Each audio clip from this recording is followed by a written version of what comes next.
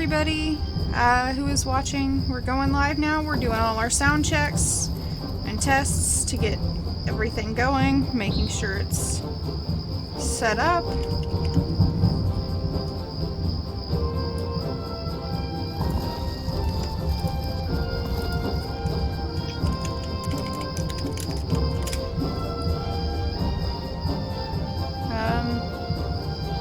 If anybody is watching and could let me know if they can hear me all right, if the sound's okay. Ooh, let's see. Yeah, I might need to turn down the desktop audio a little bit.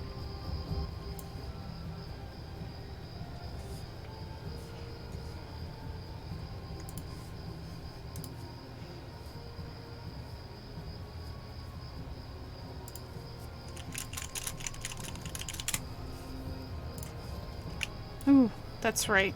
I need to...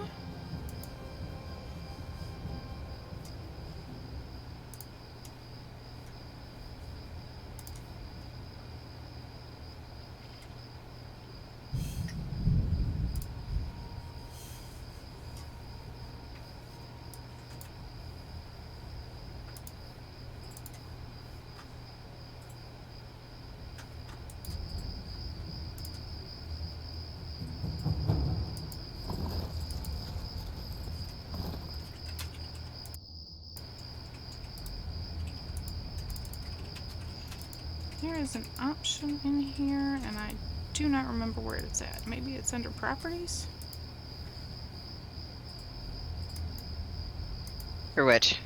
I am trying to make sure that my microphone is coming in both. Aha, there it is. I found it. I have to down mix my microphone to mono so that people can hear me in both ears.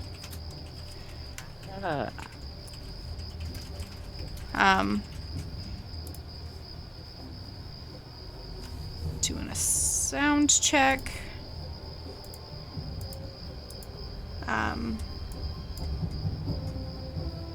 And I'm gonna my gains down a little bit. Turn that down. I think we're doing all right. Let me let everybody know that we are now live in the channels.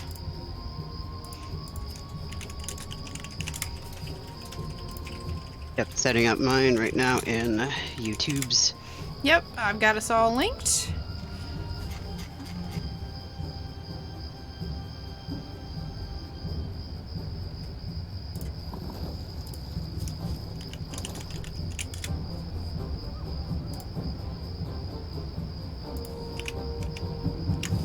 It sounds like our title has not gotten updated, so give me 1 second to fix that.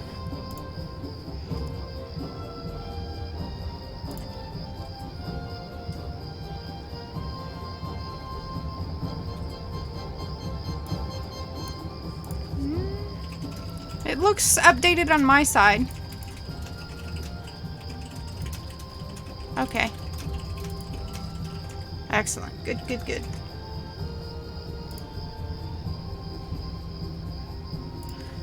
All right. Waiting for, Yeah, finishing up all the drop downs.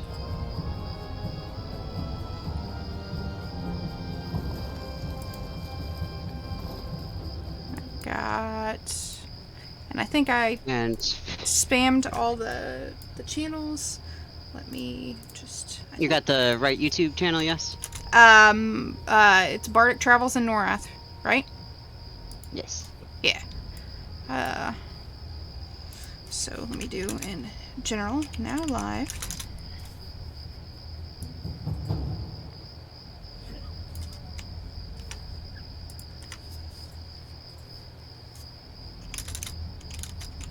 Yes, dog, you're cute. Go away.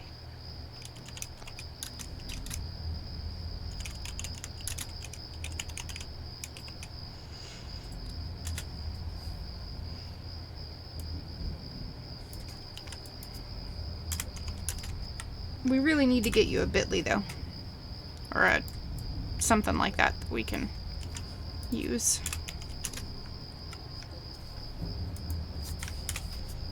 Yes, we do. All right. Adding it to the list of shit to do.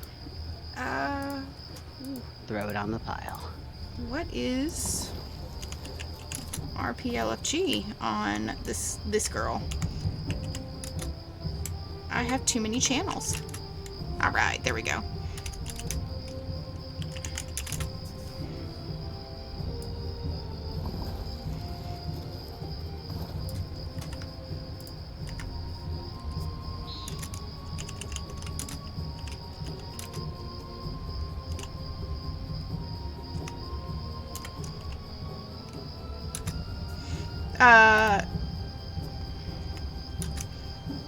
What is your name on YouTube?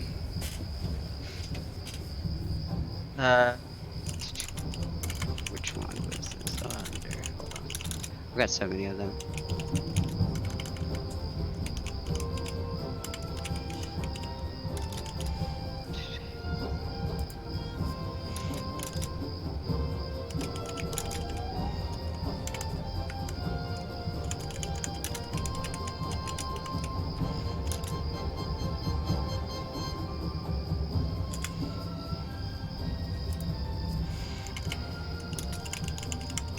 Here, before you throw this up publicly, double check. This is the correct link I need to send you.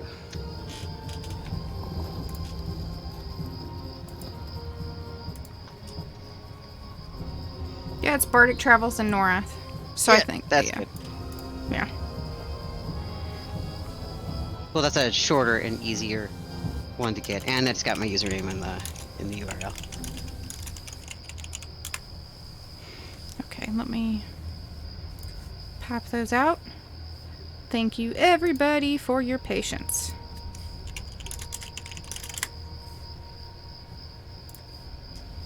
While we get all set up.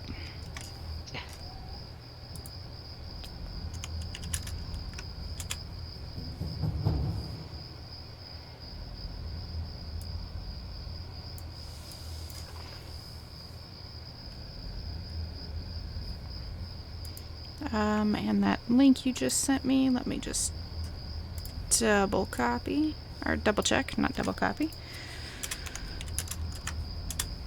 There we go. All right, we are spammed to all the Why is this not the channels. over? Damn it.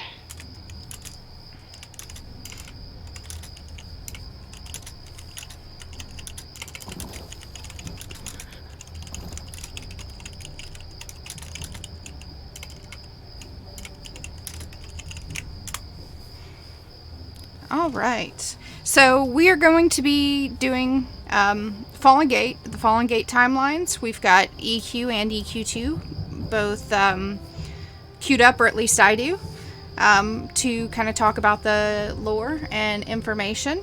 I am the player known as D, also Zyrithia. Also in EQ1, I was most well known as Obsidian. For anybody who knew me, I'm on Zigany, and in EQ2 we're on Antonia Bale. If you see me on Discord, my general name is Why Hello Thar, if I can't change it to one that I'm better known as. And Nadaj, do you want to introduce yourself? Yes, I do. Why, hello. I am. My name's Nadaj in game. I'm an illustrator by trade. I'm an artist. I did a lot of the items that you'll see a lot in the marketplace back when Player Studio was a thing. RIP Player Studio. I've done a bit of artsy stuff in the past in regards to video games and entertainment illustration, and I just like being able to see the old art and stuff. So that's really my goal around here, is just to see all the pretties. So it complements the lore really well. I'm open to explore. And can I just say that Nadaj is a phenomenal artist, and as we near the end of the stream, I plan on showing some of her gorgeous artwork that she has done for this game. It's absolutely beautiful, and if you need a commission, you should absolutely consider going to Nadaj, because she's awesome. We're starting out in the crossroads because that's where some of the timeline starts. And as we start this, I will just say that a lot of people might not be aware of this, but Fallen Gate. So Fallen Gate's in some ways a little bit of a mistake because it's meant to be Neriak First Gate, or as it was known in EQ1, Neriak Foreign Quarter. But the entryway is off of the common lands in EQ2. So there was a little bit of, I guess, peculiarity there. It doesn't quite mesh up with how EQ1's map lined up. I kind of hand wave it as in, well, Neriak grew and moved and everything else, and the mountains, kind of came up. And so this is part of Nectulos. I think that they were just making some different design choices, and they were trying to basically plan that dungeon at a certain level range, and to put it at that certain level range meant it needed to be off common lands. Much like they made Befallen and decided to call it, a different dungeon and put it off of Kinos. Client restart. Don't worry. Coming back in.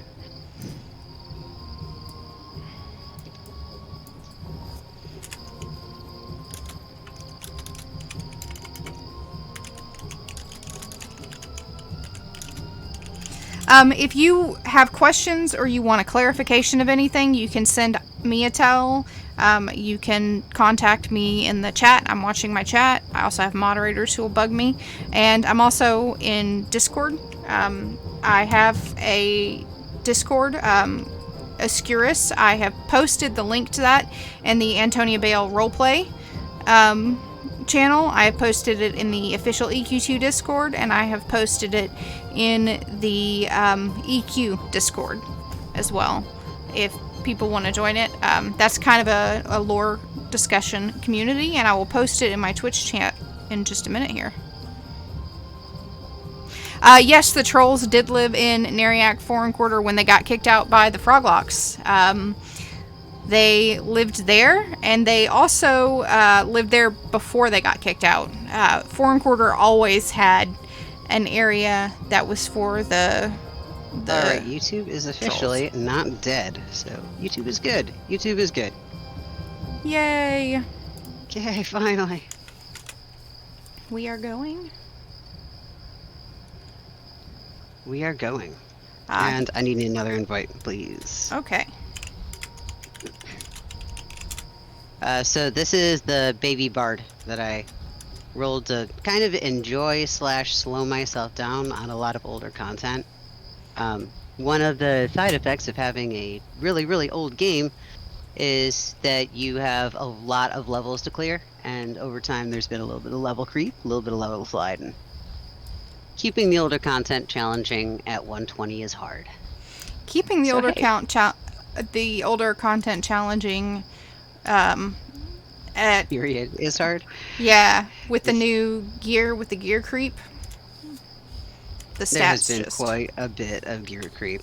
Yeah. And so what do you think of the servers that they have, the like the time lock servers and everything? I think that, I haven't stuck with one long enough to really make a fair assessment of it. I think that number one, the time lock servers are bringing a lot more players back. Obviously, the pandemic has brought a lot of people back, but the time lock servers are bringing people back, and anything that brings the community back is a great thing. Yes. I think that they are a lot of fun. They give you a different experience. I'm glad that they don't go back and give you the base experience. I personally did not like that original base experience. I know some people loved having to, specialize and everything else, from, healer to cleric to, inquisitor, and that sort of thing. But I did not. I started as a coercer, though, and I honestly really absolutely hated that experience. So it could just be a difference in perspectives. So I am glad, because I think I've taken friends over there and played over there, and I've had a lot of fun on some of those time log servers. That's why I have so many duplicates on Antonia Bayless, because some of those time log servers characters have gotten merged over here. Mixed emotions on them. Like so overall, I'm A+ on the item or ideas. Love them. Love the fact that they're getting people back. Love the fact that they exist, and will never say a bad thing about them just being in existence. For me myself, I struggle with them because I didn't start at launch at EverQuest or on EverQuest 2. A lot of the things that I got used to were not given to me until I hit at least a little bit later. So I think Fade War would probably be the easiest or the earliest back I could play comfortably without feeling like I was losing stuff, or it was just like needlessly hard. Like the travel I struggle with a lot, because there's just a few battles that just don't exist or I can't use. I'm used to cutting through Kunark for half of my stuff. Yeah, I started base.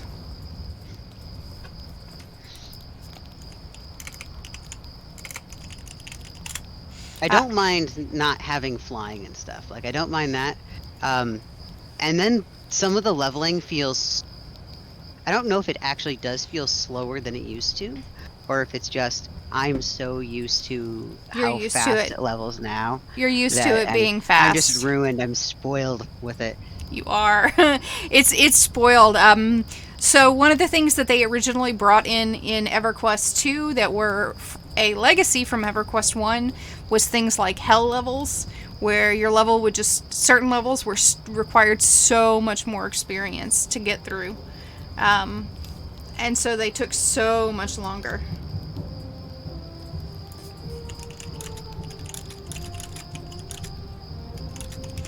And it was pretty awful. So I'm right here at the gates, and I first started talking to this NPC, and it was interrupting Nadash. So I'm going to talk to it again where it doesn't interrupt Nadash. And this is the gates. This is where you would access Fallen Gate in EQ2, and this is the NPC. For anybody watching on my stream, just ignore the occasional training mass chaos that's going on behind me. It happens a lot.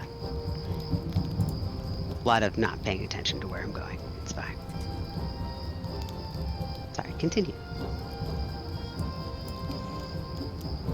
Alright. I was just talking in to the the wrong NPC. direction there. Huh.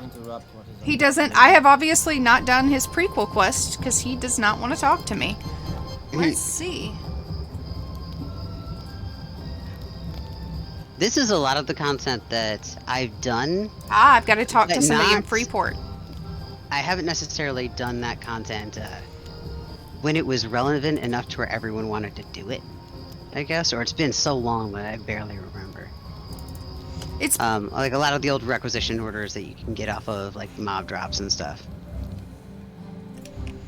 Yeah, we are not doing all the requisitions. No. I'm sorry. No. I'm sorry to them. Patience for that ever.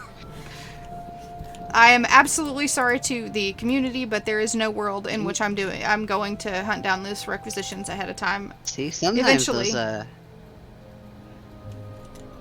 I will. Sometimes those slight changes, the slight creature comforts aren't bad things. They were really neat at the time, again, because you leveled up very slowly, so those additional quest things made a big difference. But I don't have the time to do that right now. I am going to go back and get all that information. I'm trying to capture all those quests, the dialogue and everything else like that, but it takes time. Alright. It does. A lot of those are hard to catalog too because they are such random drops. You mean nothing to me, Will. I seek one with ability enough to do my bidding. Now, back out the door whence I really wish I could jump with this thing. Your legs I have the Prankster's Teal Sky Strider. It's one of the old lawn mounts. Had the thing for forever, and it was just sitting in my claim. I'm like, hey, why not? It's something different than than just like a base horse at this level. Yeah. But I can't jump. Yeah, it's driving me crazy. Sure you possess the fortitude to attempt what I need done, or are you just another simpering I think you have to be like 30 or 50 or something to get the gliding part, or the leaper and the gliding unlocks eventually. Also, anybody, if you are sending me messages on Discord, at me so that I know that it's there, because I do have multiple windows up. I'm running the chat. I'm running, my EQ2 chat, and I'm running Discord as well, so I don't always notice that it's there. The first quest, I don't know if I'll be able to share it or not, but the first quest is in Freeport to start it.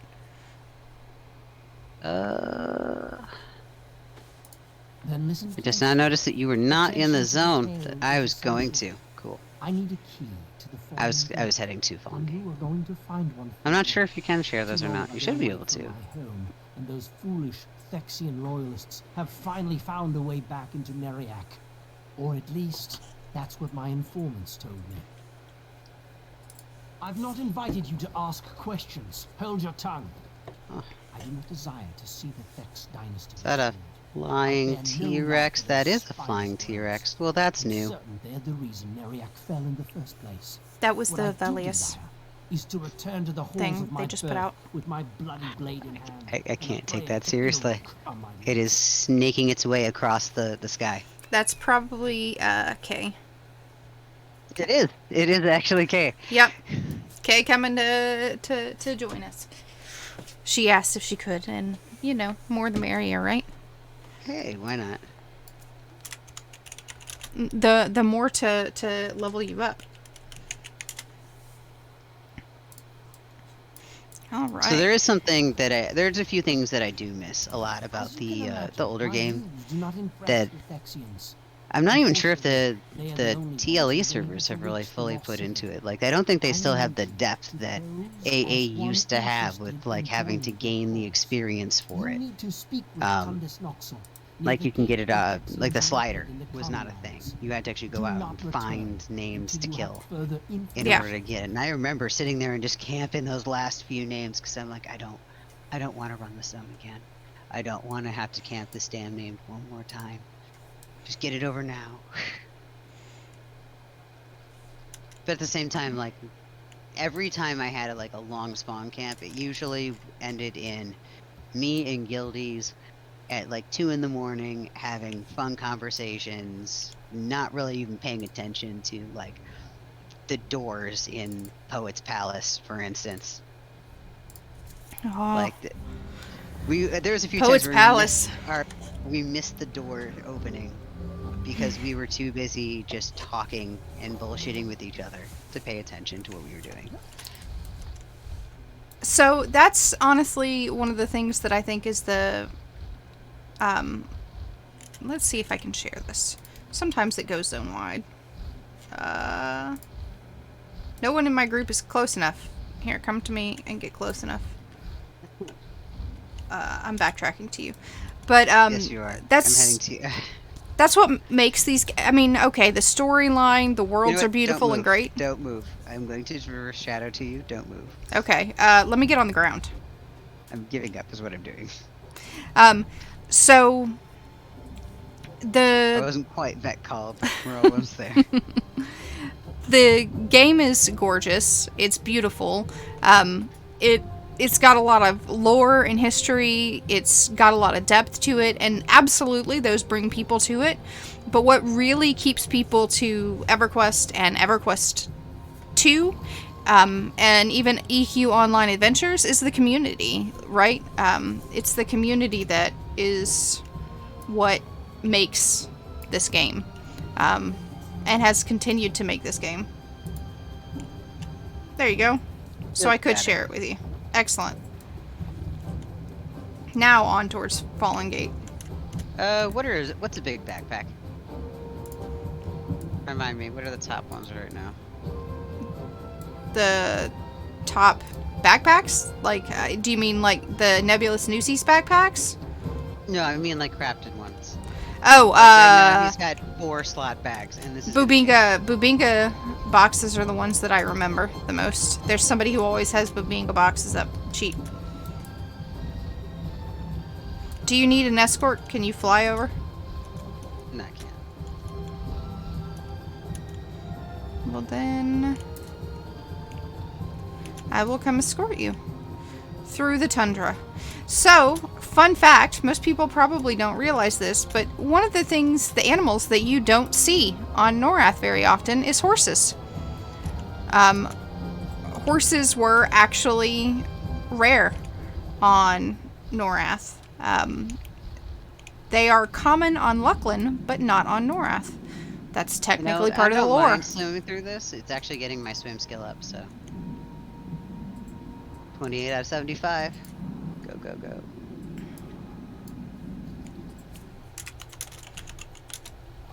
At your service.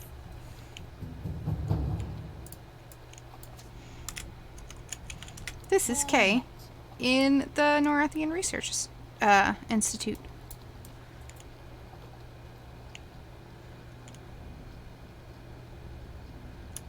The Norathian Research Institute on Antonia Bale has probably one of the best fully collected libraries that I have seen in game. There are a lot of people who collect information, and there are a lot of libraries out there, but theirs is definitely one of the best. So if you're looking for a book and you don't know where to find it, you can go in there, and it's actually cataloged, and you can read through the catalogs to find stuff.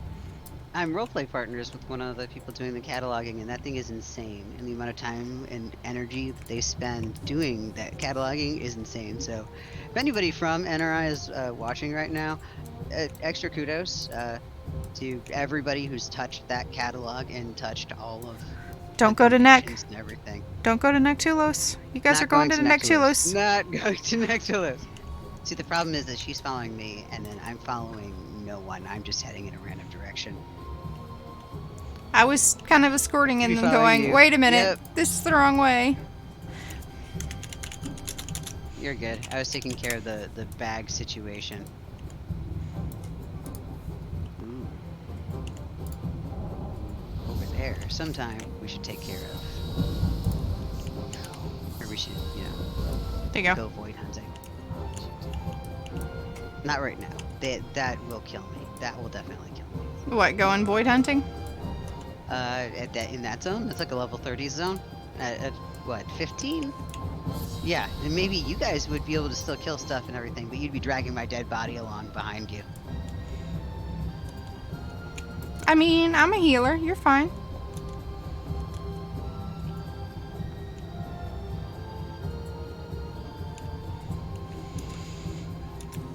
Oh, yes, you used to have to run through all this. Alright, I'm gonna talk to the NPC, so the NPC is gonna be talking to me. Do not interrupt what is undoubtedly the most important discovery in the past 300 years. Be gone. I have much work to attend to.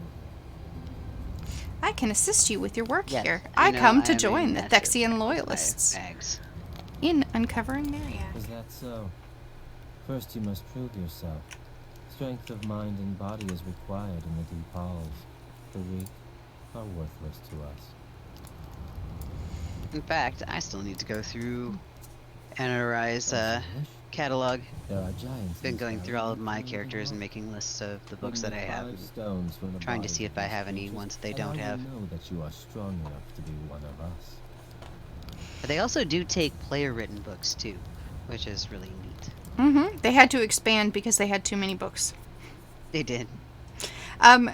So, yeah, this, the story of Fallen Gate is that basically it was attacked and the Fallen Gate got blown up. Some say by a gnomish device, others say by, other things.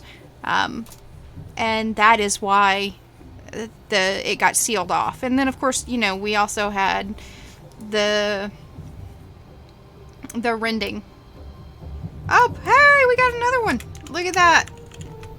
So, if you do not know who Mixit is, Mixit runs probably the biggest, still live and still getting updated lore site out there. Neat.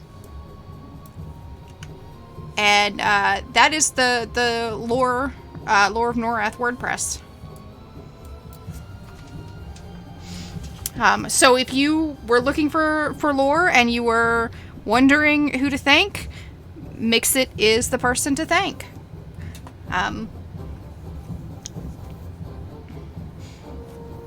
Done a ton of archiving. Okay, so we now have to go kill some giants. Let me get rid of all these other quests that are not for right now.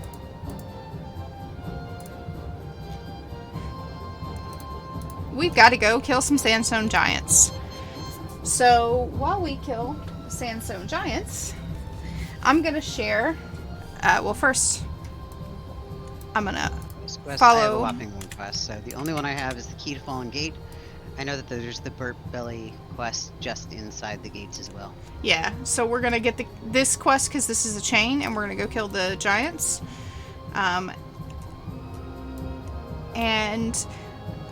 So one of the things that people do not realize. Who's not mentored? Oh, Kay's not. Yeah. One of the things that people don't realize is that Neriak, base Neriak in EQ1 is one of the most diverse cities that was in the base release game. There was no city that was as welcoming of many races as you would find in EQ1's Neriak. People will try to debate it, but the facts don't lie. I would debate that it was only allowed in certain parts of the city, and it really depended Well, that's on why. who you were. But that was foreign. Foreign quarter was where you allowed everybody who was foreign, but they were able to be there and to run businesses and everything else. I should probably resummon my construct. So in Neriak, you can find human, halflings, erudites, ogres, trolls, dwarves.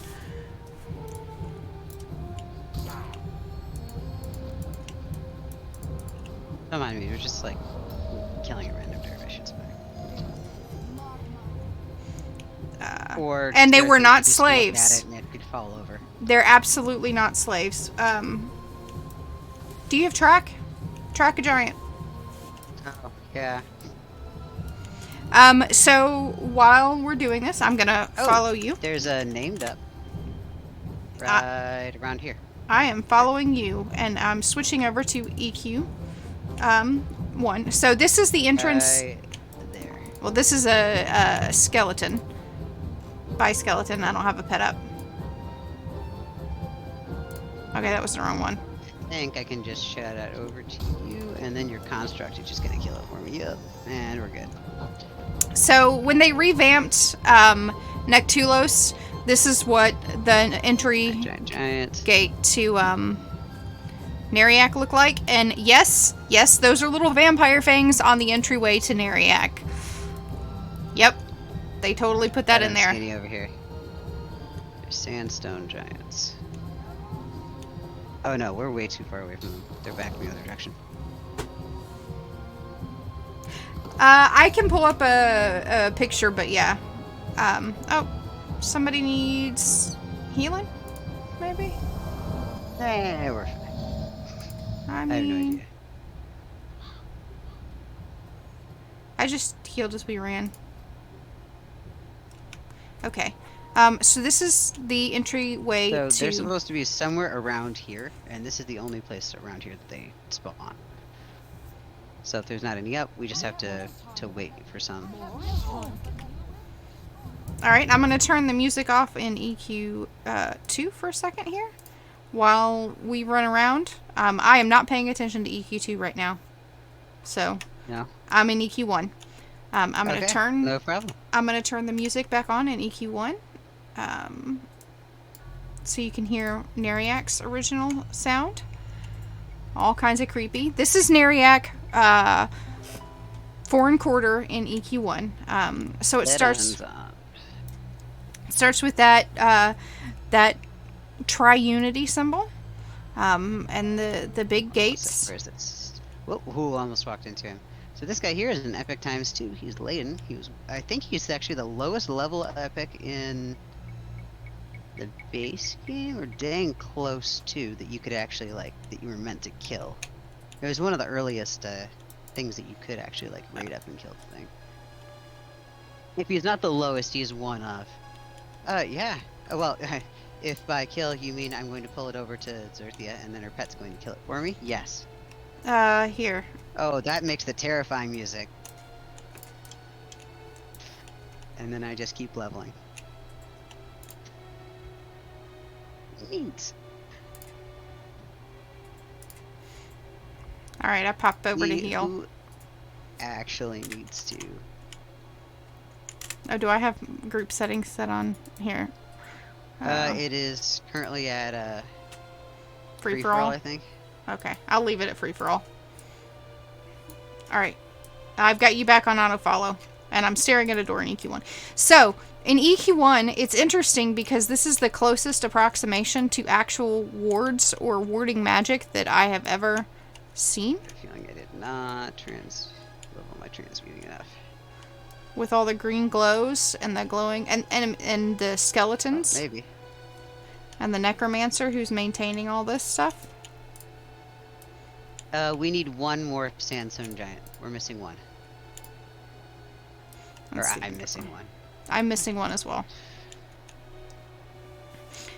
For dark elves, if they have the name with the apostrophe, the letter in their name denotes where they are from in the Teardal Empire. So the Teardal Empire is very, very vast.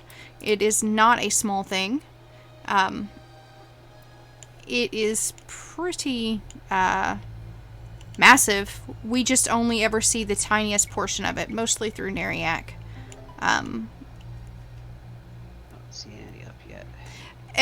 There was a RP community in EQ1. I don't know how active it is. One of the things that happened in EQ1 is they didn't make... they have a roleplay server, absolutely, but the roleplay was actually spread out. I'm on Zigany,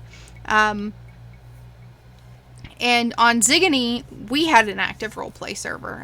That was how I got into roleplay back when I was sitting in Nectulos on the newbie log. There were 2 guilds, Dark Moon and Clan McClear. And Dark Moon and Clan McClear were on the server, and they roleplay fought regularly. And so... We had it. Her pet had almost all of them down. It was fine. We had it. Yeah, I'm not paying attention at all. I'm clearing whole sections of this place with just your pet auto-attacking things. Sorry, go ahead. So, you could guild war, in EQ, 1, you could set your guilds at war and they could PvP. And so Dark Moon and Clan McClear guild warred with each other. And so I was sitting in Nectulos, and all of a sudden this person from Clan McClear comes out and starts shouting, about us dark elves and ruining our own lands and not ruining theirs. And they were going to come and they were attacking our guards and everything else. And Dark Moon showed up, and one of them stood at the newbie log, what we called the newbie log, which was the safe place to meditate back when you had to do that. And they would defend everybody, and it was all roleplay, but it was a lot of fun, and that was my introduction. And then we had a very active roleplay scene on Zigany, and Zigany was not the roleplay server at all. That was my last one. Did you get... How many do you need, Kay? Are you doing this one with us?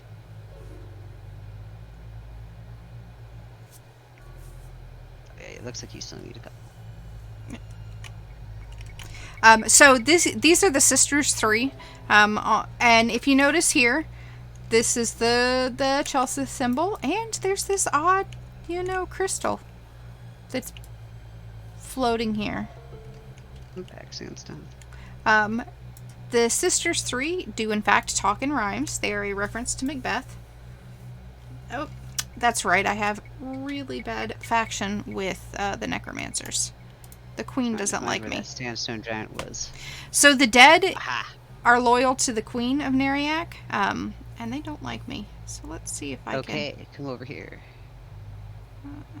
It is Where'd the stupid thing go? Alliance. Did you just kill one? I had one, and it vanished off of my track. There we go. Now let's try to talk to the Sisters 3 and see if they're more inclined.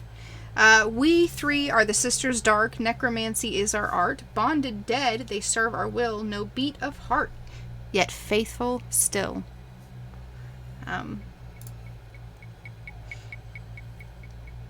We 3 are Sisters Dark. Keepers of shadowed dread. Lore of death, we research now. Join with us and serve the dead. I don't see any on track right now.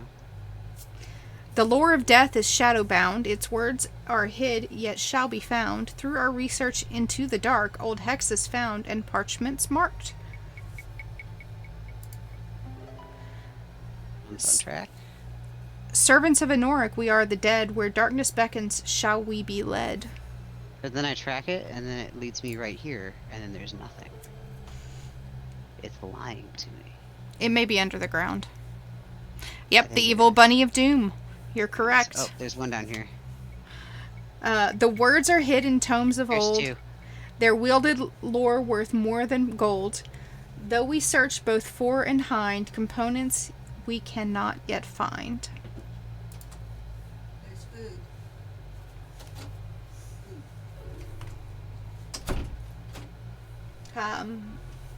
We need components for research. There are things that you could find. In return for tasks that you perform, words of reward we have in mind. So they talk all in, in rhymes. There's one right here.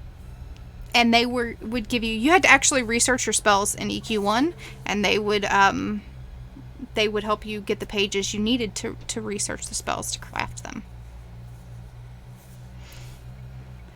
Yes, I absolutely think that Matoki is unintentionally a cult of Neriak or a cult of dark elves. The evil bunny of doom is literally a Neriak symbol. It was on the symbol to the Neriak gates. It was all over the place. Are we turning in yet? Are we still running around? Kay needs one more. Okay. I will keep going through Neriak. This is where we will be going in EQ2 in a little bit. So foreign Be group really great. They didn't make these so rare. sporadic. Yes. Yeah. So you have the green fountain. Look at those old textures. The Silk Underground was one of the businesses that you had here. You also had Drana's Bread and Butcher, which had apartments for You got it? Awesome. Sal Drana Alright, we're heading in. and Tal Drana. Okay, when we're at the NPC, just let me know and I'll tab back over. We're at the NPC. Okay. And I'm going to turn EQ1 sound or EQ2 sound back on. Do not One's narrated. interrupt what is undoubtedly the most important discovery in the past 300 years. Be gone. I have much work to attend to here. So you have. In order to become a member of the Hexian Loyalists, you will need to be ordained and formally welcomed to our ranks. You will join our group at the meeting in Freeport and receive a key to the gate. Now, leave me to continue my research. So now we have to go to Freeport. This was originally how you got your key to Fallen Gate. You couldn't just enter Fallen Gate. You had to actually... Access quests. Yep. Daily access quests, those aren't a new thing. They've been here since day one. They have. In fact, they used to be worse. I remember, oh jeez, Darethar? The Darethar raid you had to get cleared for. And I remember that being the first big, like, challenge for me to get people, ready for, like, that first big raid. I invited Mixit, but Mixit is also happening to be watching a game. So.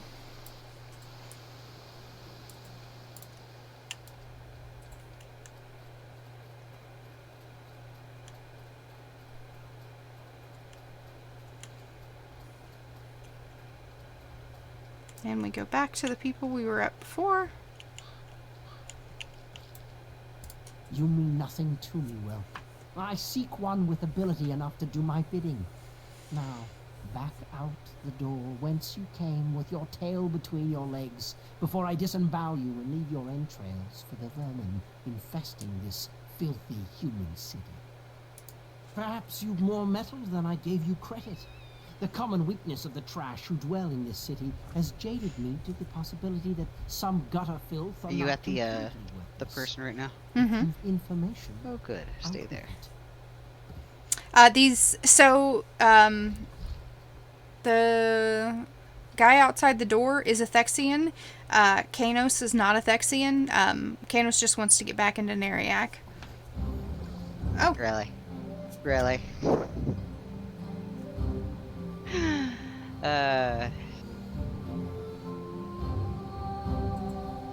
Did you get to speak to Kanos? Because I didn't. We'll have to zone out afterwards.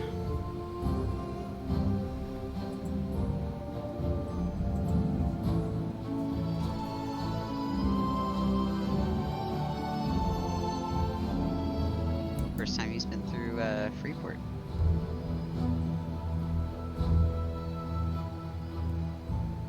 I like the music of Freeport. I like the music in general for the game, as long as I'm not listening to it for forever. Alright, I'm zoning back out so that I can speak to the NPC. And as I do that, I'm looking at EQ1 again. And you can see, look, there's a halfling. They're vendors here. Okay. Yeah, I'm coming. Nothing to me, Will. I seek one with ability enough to do my We're taking bidding. the scenic route. Now, perhaps you've more mettle than I gave you This credit. city is still way Lucan more himself could not have gold ordained to a me better still than time. it should be. You will go to this I remember back slaughter before when it was like every much more proxy brown. you come across and take a key for yourself, as well as one Before for me. Lucan just melted down all of his gold, painted the walls with it. I'm willing to venture that you alone cannot complete this task. I hope you have friends who are willing to assist. So I walk right past.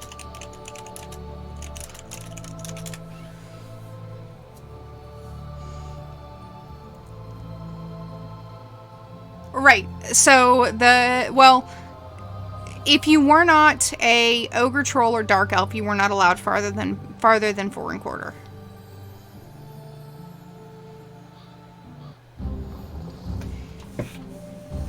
Yeah, if you talk to him, he will, he'll send you in. Yeah. That's why I didn't talk to him until you were ready. Alright. We've already outleveled these Thexians, so now we're gonna slaughter Thexians. I mean, it was most diverse, but if you hadn't proven yourself, technically, if you proved yourself, you could go anywhere. You just had to earn your faction up. One of my friends roleplayed a human, and she was a human mage. She did all the work to be able If to... I run ahead, maybe I'll get to hit something. No. She did all the work to make sure that her faction was good, and she meandered around, and there was only one NPC that would let her. Or that would attack her. Did you charm him? He's my friend now. Okay. Oh, here's the Nana. What is it? Does she say anything? No, we're just gonna slaughter her. That'll work. She had a little crown, or throne that she made out here. I don't know why. You know, for all the money she spent on that throne, she could have afforded other furniture for the house. Right? And she put it outside. Right. It's not a throne, it's a lawn chair. So this is a hand with an eye in the middle of it.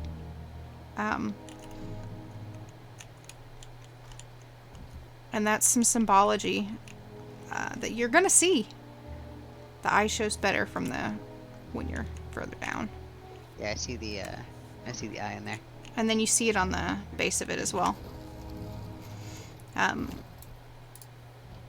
The hand has a symbol, and the eye has a symbol that we see in Fallen Gate and in Foreign Quarter. Oh, nobody looted these poor little dark elf bodies down here. Oh, Kanos is here. We gotta give him his key. You mean nothing to me, Will. I see. It's interesting that they made this. So this is an old original quest, but Yes. they updated the zone. This is a new house, like with the additional rooms. So apparently they did they overwrit the entire zone when they did that.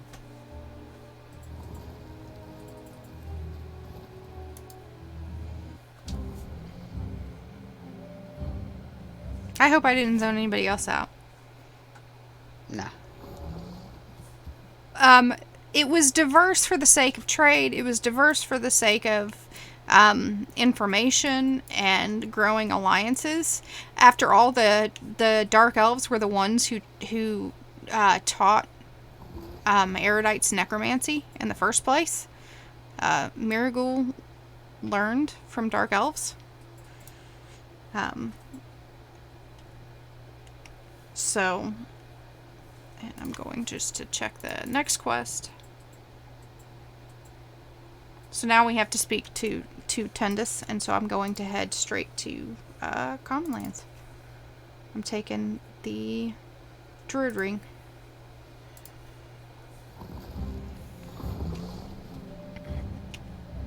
Anyway, so here's Farlane Stone Thrower, Palace de Recor. Over here you have the Smuggler's Inn. Give me just 1 second.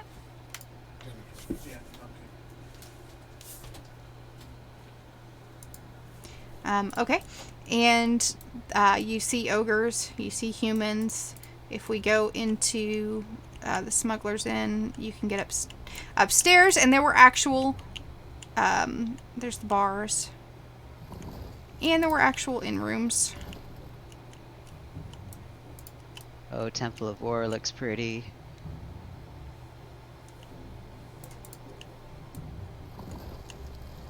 Yeah, Temple of War is really, really pretty. This symbol right here on the bar is Halasian, and what they had here was Halasian cigars. You can actually see that in one of the rooms here. Let's see, let me do this. There's old paintings that look horrible until you're far enough away. Okay, was that the end of that quest line, or Yes, where are we got to go back to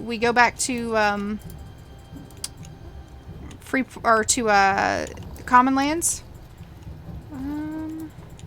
Somewhere around here is my way down. And in Commonlands, we're going to speak to the Thexian.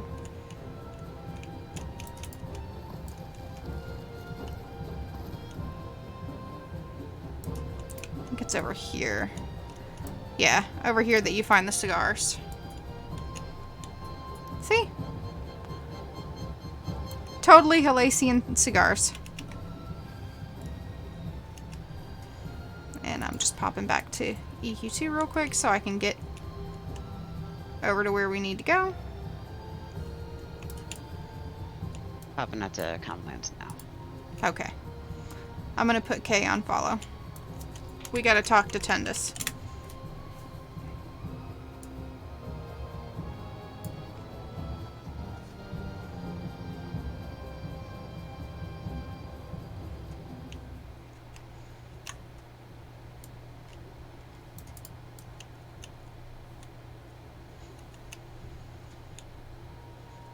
And your trophies. And I thought this bar had a lower level. I feel like I remember there being a lower level, but I might be remembering. Yeah, I'm remembering Slug's Tavern. I did not have time to do all the research because I'm a slacker, but I believe that we reference Slug in EQ1 in Freeport as well. And I think there might be a Slug's Tavern in Freeport. Maybe not that we see, but that is officially technically there. So, Dran Slug Rimbor is here, and he's got a bunch of dwarves that work for him.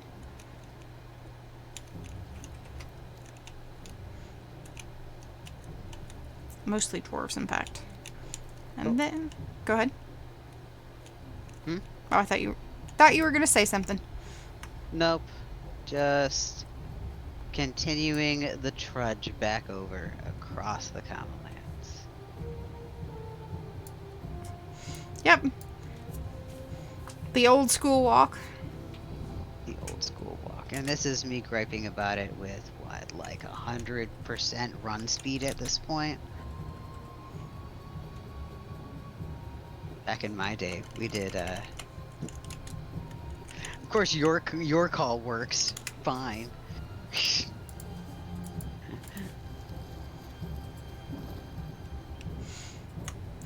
This It's was a 50-50 chance for me if the calls work. This was my favorite place in EQ1 Neriak to spend time, was the Market View Apartments. First you had Gamble's Greens. If you go in here, you got an erudite. And I am not gonna make any comments about his greens.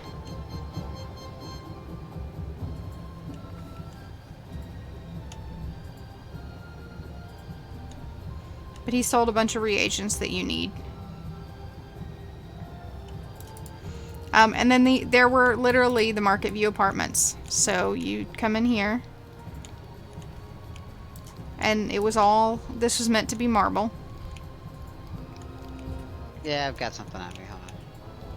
You had these fancy beds. And then you had the Market View.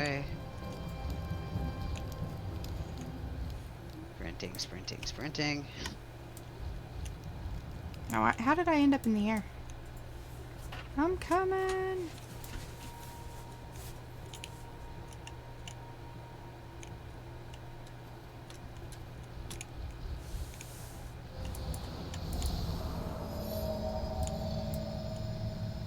All right.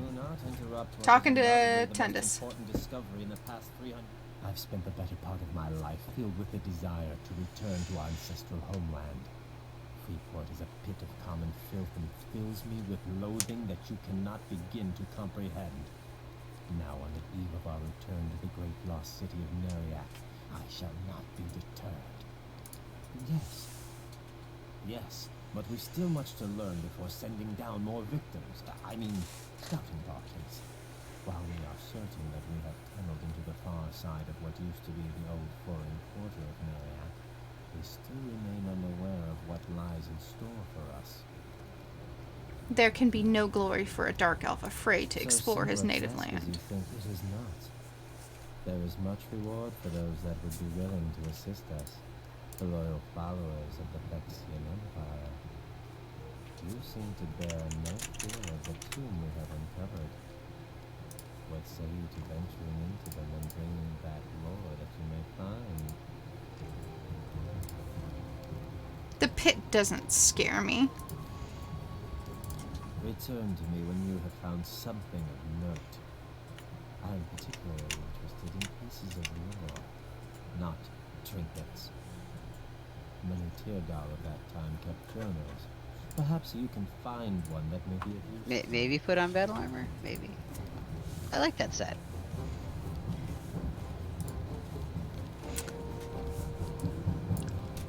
I love listening to their old voices. So these are the gates to Fallen Gate, and it was locked out, and you had to do a quest to get access, which we just did, to get the key to unlock these doors. So these doors are put in presumably by the Thexians. Possibly they were the original doors, but I really don't think so. I think these were put in by the Thexians. I'm going to go ahead and zone in. Honestly, these seem way too upkept, so if anything, they've been rebuilt. The gates to Neriak never had front doors put in EQ1, so There. this is a hallway that leads to the Neriak Commons. We are now going into, while I'm zoning, into the Ogre and Troll section.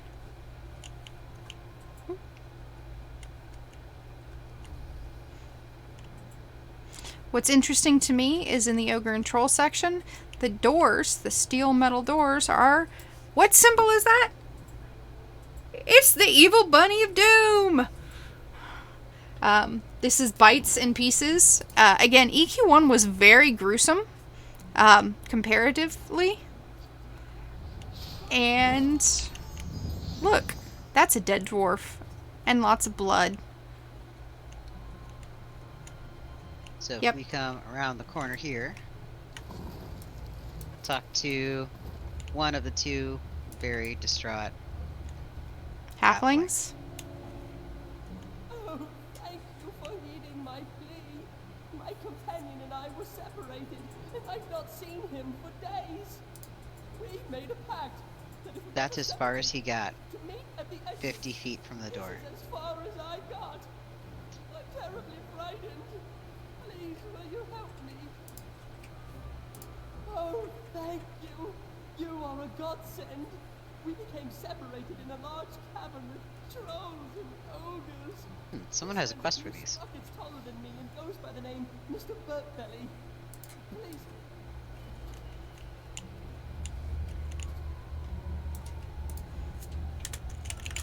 If anybody has any quests for in here, please share. Oh, it's his quests? Okay, so you're on the next part then. Yep, yeah, I have to be... You're on the next step. Yep. So that was another thing that was pretty classic of this game. And let me do this with this pet, because this pet does not get small. Where did I put my wand? Where is it? Since you're tapping in and out, can you... Does that always have to set on you, or can you set it to guard me? Oh, it's always He's on always me. on you? Yeah, I'm just gonna That's do... right, 'cause he doesn't have the same things as the mercs do. Yeah, I'm just gonna do a quick finish up this tour in EQ1, and then I'll come back to anything that we need to. So this is the Bites and Pieces. It's lots of bones. Yes, it was gruesome. Yes, you can in fact see the spine of that dwarf. Yep. They also had an arena. It was the Bull's Pen. Perfect. Yeah, that mercenary does a lot. Shiny Tings. Oh Canary. yeah. Nothing like a mentor down merc to make a soloing on a level 22 completely fine in here. You had two buildings that had no name in EQ1. This one, presumably this ogre's apartment. Jackers. And this was a armor place. Oh, it's almost time. It's almost time to open another hot bar. This leads to where the Shadow Knight lives. Pig stickers, where you can get your weapons.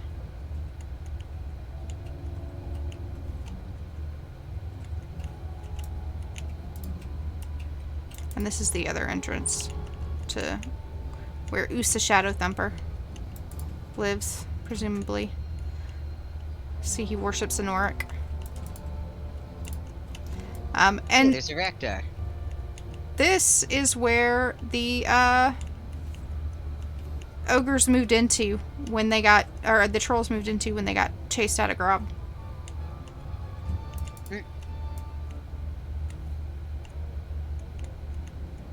And again, Evil Sorry, Bunny it of was more Doom. that Nexian smacked me in the back of the head, and the mercenary just ran over and said no, and just smacked to the ground.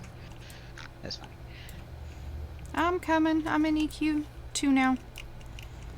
So this is one of the symbols that is interesting. I want to keep in mind these two symbols because they're very important as we go along, and as we get some stories going and talk about the lore. The other thing, If Raktar is asking, do you mind if they join in on the group? okay, They're in chat. Anyway.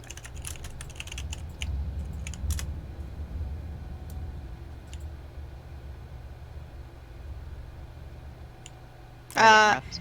he's not accepting group invitations, so no.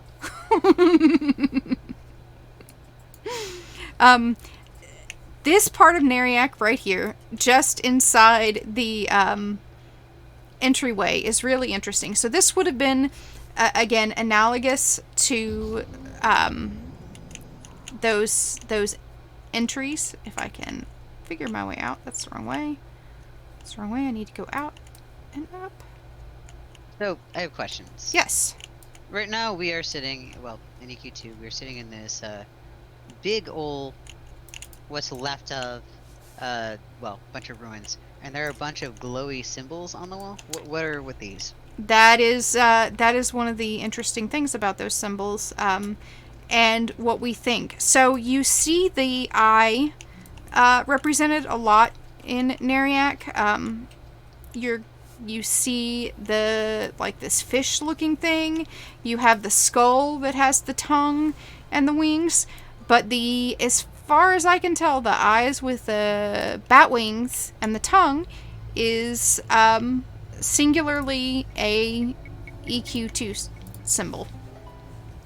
And as we get deeper in, I will talk about, like, some of the things that I think that relates to. It's weird. It's almost orcish. The orc skull, yeah, I think that the orc skull is maybe a reference to the fact that you could worship Relosek in EQ 1, and so there were a fair amount of Relosians in Neriak. There were also ogres in Neriak. Yeah. So before we continue this part right here, or before we get deeper into Fallen Gate, right here is really important.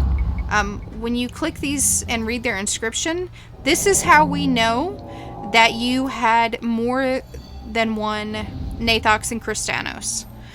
There is some lore that suggests that the queen in Neriak is the original Kristanos Thex, the firstborn Kristanos Thex, but this contradicts that. And, you know, this is one of the things about the lore and history of EQ, is that they have different stories. There's multiple stories that you can hear. So this is King Nutaris Giselle. And Father, lead us. Every breath burns with loathing. Our Lord is with us.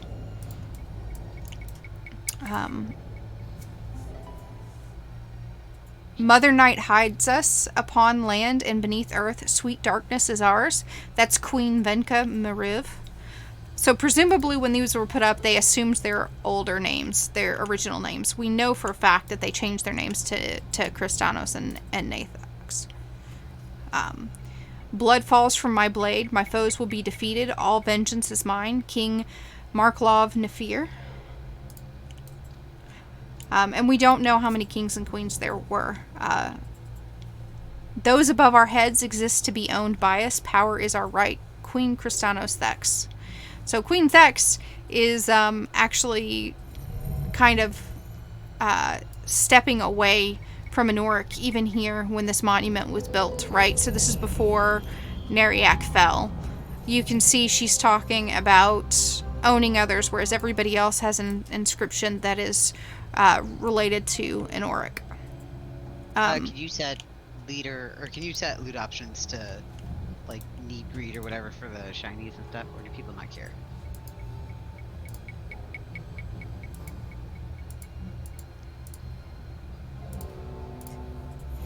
And it looked like I had some updates back in the other direction, so we need to go in the other direction too. Yep. I was actually gonna go up top first. Oh, I okay. just wanted the shiny. I figured we would get an aerial view. And yes. The doesn't look like the name is up. I don't see him. I see the placeholder though. The Aphexian captain. So this would have been that where the Tempe, Tompi, and Tempe sisters stood. And again, in EQ1, there's this stone that I don't know what it is. But yeah, you can see that same area. And see how it's that quad gate area. So this is the analogous. And again, they meant for this to be Neriak Foreign Quarter. Why you can get to it off of the common lands makes no sense, because it was in the back of the Nexulos Forest. But, you know, they had to make design choices, and that's my understanding, is that this is a design choice. I don't know where he's going. He's just... I don't know. He's going on a vacation. It's fine. I think he's trying to get to me, and they have to take the stairs. So I want to do a real quick comparison. On my stream, you're going to see this was the original drawn map of Neriak Foreign Quarter, with all the different places listed. This section over here, of course, is the is the actual Foreign Quarter. Or no, this is the, excuse me, this is the Ogre and Troll area, and then this is the actual Foreign Quarter right here, and then you would go to Commons. That's EQ1. As is fitting with an excavation, EQ2's is much more complex and twisty and windy and things.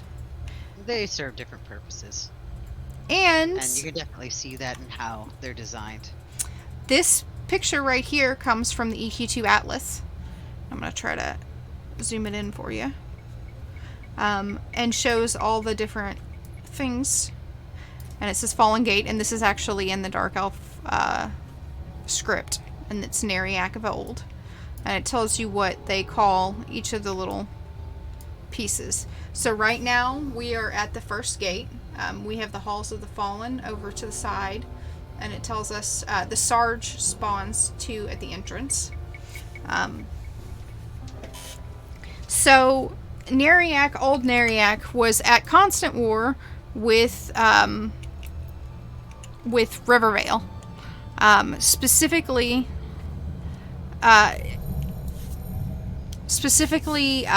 the Rivervale Druids and the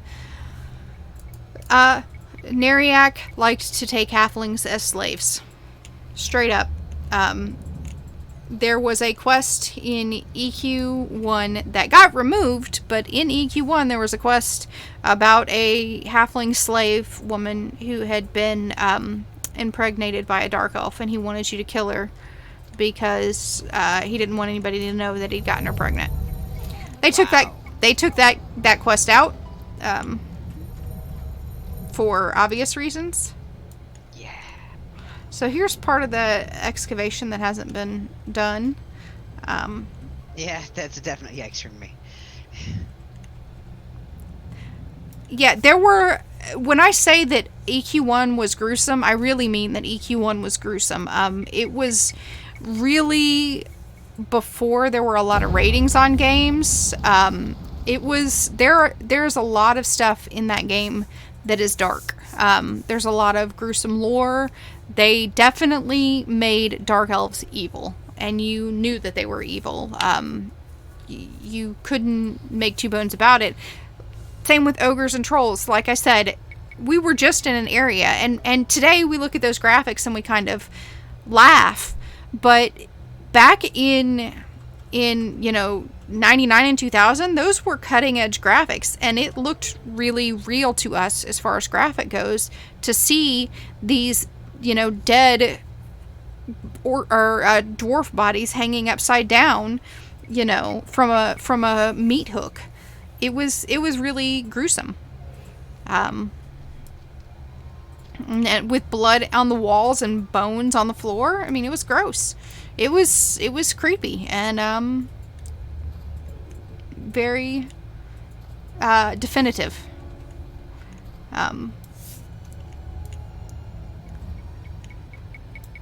I am going to put you on follow again, Jettle. Not because I'm tabbing out, but because I want to read a little bit of lore. So this comes straight from the EQ2 Atlas. So this is just one... Yeah. So on mine, I'm showing a painting that Kainara just put up of a dire warning, which is basically that. There's an upside down, it looks like. Yeah, that is... Yep, that that's is... it. That's not from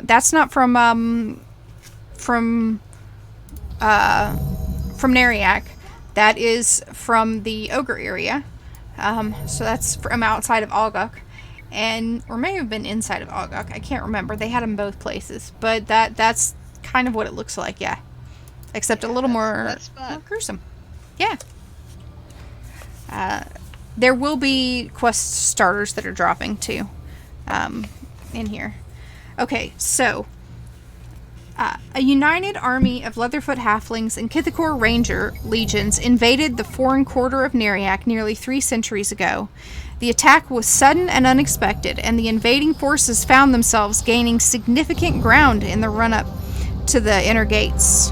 I'm going to turn the sound in the game down just a little bit. I'm assuming it's loud to you guys, just like it's loud to me. There's going to be a lot of it. Whoa, hold on 1 second. Did we just evac? Yep, yeah we did. Because guess who just got evac this level? And guess who just clicked it? And yeah. That's okay, you just wanted to kill more Thexians. So if you did not, for those who are not aware, the Thexians are those that are loyal to the traditional Thex dynasty. That's going to be those who follow the Thex prince. And those who are more loyal to Neriak. The opposing side is the side that supports Kristanos Thex as she attempts to make herself into a goddess. So the Thexians were the ones who tended to settle in Freeport because those loyal to Kristanos, she kept home during the War of the Fae for the most part. Yeah, the Thexians are more loyal to Neriak because Kristanos sees herself as a goddess. She wants to make herself into a goddess and she wants to be an empress. Okay, so the attack was sudden and unexpected, and the invading forces found themselves gaining significant ground in the run-up to the inner gates. In order to defend their city, Queen Kristanos Thex ordered one of the more powerful necromancers from the Lodge of the Dead to cease the attack by invoking the power of an ancient artifact, the Hand of Malice. It was believed to be the mummified hand of Bizola, the dead twin of Torment. Seralith, the necromancer chosen for the task, obeyed her queen without question and proceeded to the Vault of the Fallen, the innermost section of the foreign quarter, and the only chamber that had not yet been besieged. There, she performed the rigorous and grotesque ritual that unleashed the power of the Hand of Malice upon all who dwelled within the artifact's reach. Nearly all were destroyed, soldier, civilian, and creature alike. Even the very earth from which the city quarter had been carved crumbled beneath the unrestrained release of sheer energy and will that the Hand of Malice contained.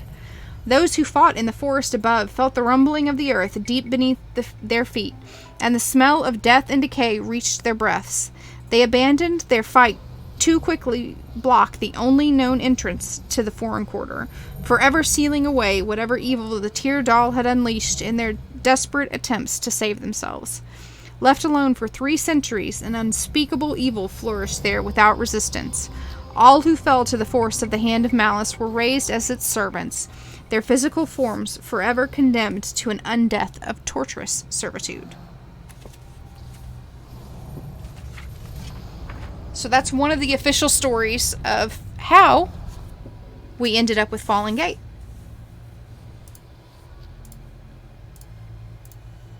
And so that dark area with the shadows that we were just in, that is the Vault of the Fallen. And you notice that it's only partially unearthed. And that's where the relics were held. And we don't exactly have an analog of that in EQ1.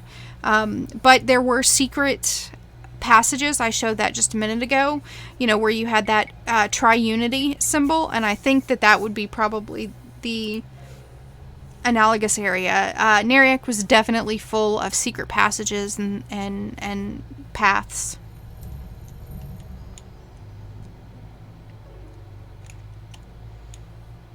This would have been the living areas. So one of the reasons you see halfling ghosts down here is because those are the Leatherfoot Raiders. The Leatherfoot Raiders are fighting back down here, and this is also really close. Well, I've noticed that you're also not seeing pretty much any dark elves in this section. It's almost all trolls, ogres. Mm-hmm. Bigger, that's beefier things. It would be more in the New Foreign Corridor than actually in Neriak proper. Yeah. So this would have been where people who were foreigners lived in Neriak. But it's still very much a lot of Nerian architecture. And what's interesting is, again, you don't see this architecture in EQ2, in EQ1. But if you get to Fourth Gate in Neriak, which is newer, it's much more recent, they started to adopt the same architecture and the same lights and everything else, and so you can see the bats flying and this green undertone. And again, I'm just going to backtrack real quick and show off this area, which would have been the vault where the Hand of Malice was.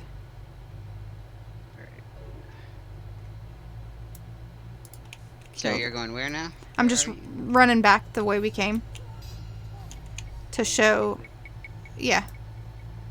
to show the where Saralith hung out.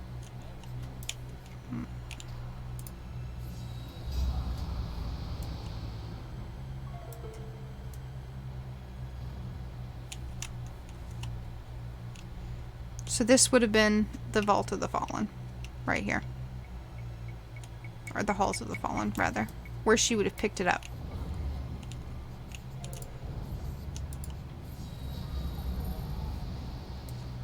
And that's why you have this cloudy, dark residue that moves as, you kind of run through it some.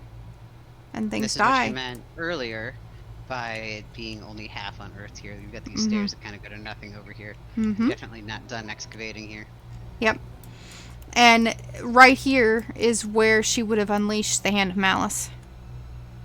So, here's a question. Why do the Thexians care so much about unearthing Fallen Gate? So you have to remember that this was before Neriak was released. So, unearthing Fallen Gate is unearthing Neriak to them. It's getting back to their ancestral homes.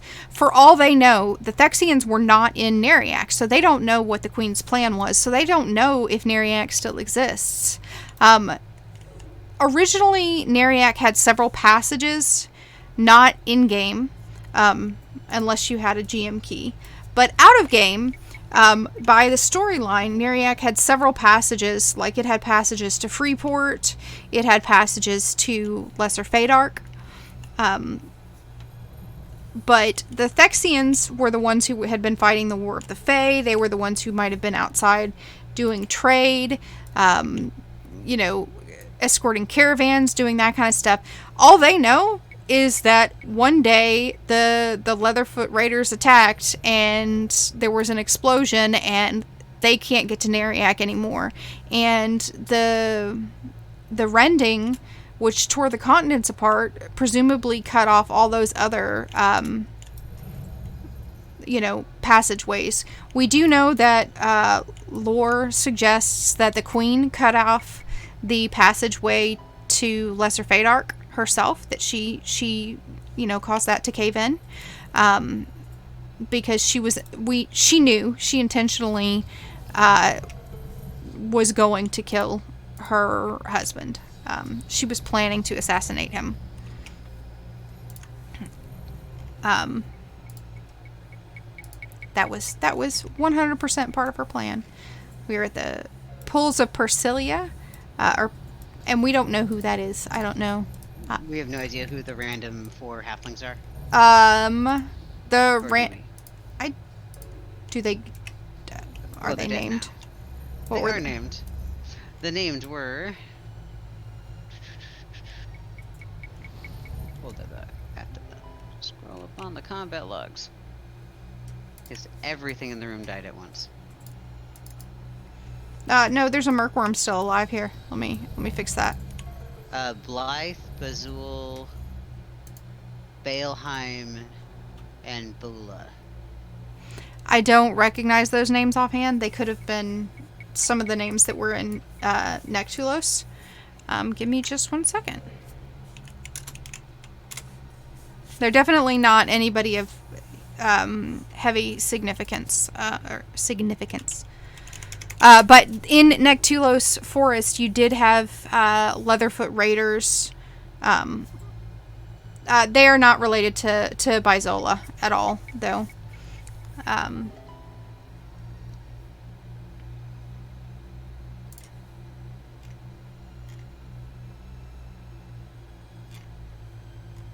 Well, that's Nectulos 2. Nectulos, let's go to the zone. There are multiple versions of Nectulos. Because in EQ 1, they have opened up some of the underdepths. The sub-Tunaria has been opened up to... I'm going to put you on follow while I'm looking at this stuff. Have been opened to basically below, and you get to see some of the Dark Elf Empire below. It's mostly Maong Mistmoor and things like that. It's Dark Hollow, which is actually comes through a Gnomish expedition. Let's see. Did they have any names?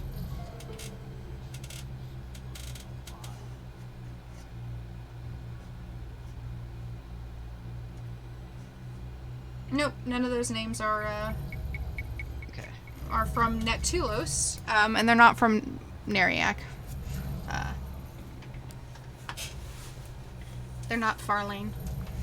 Honestly, they were probably dead by the time the Queen did this.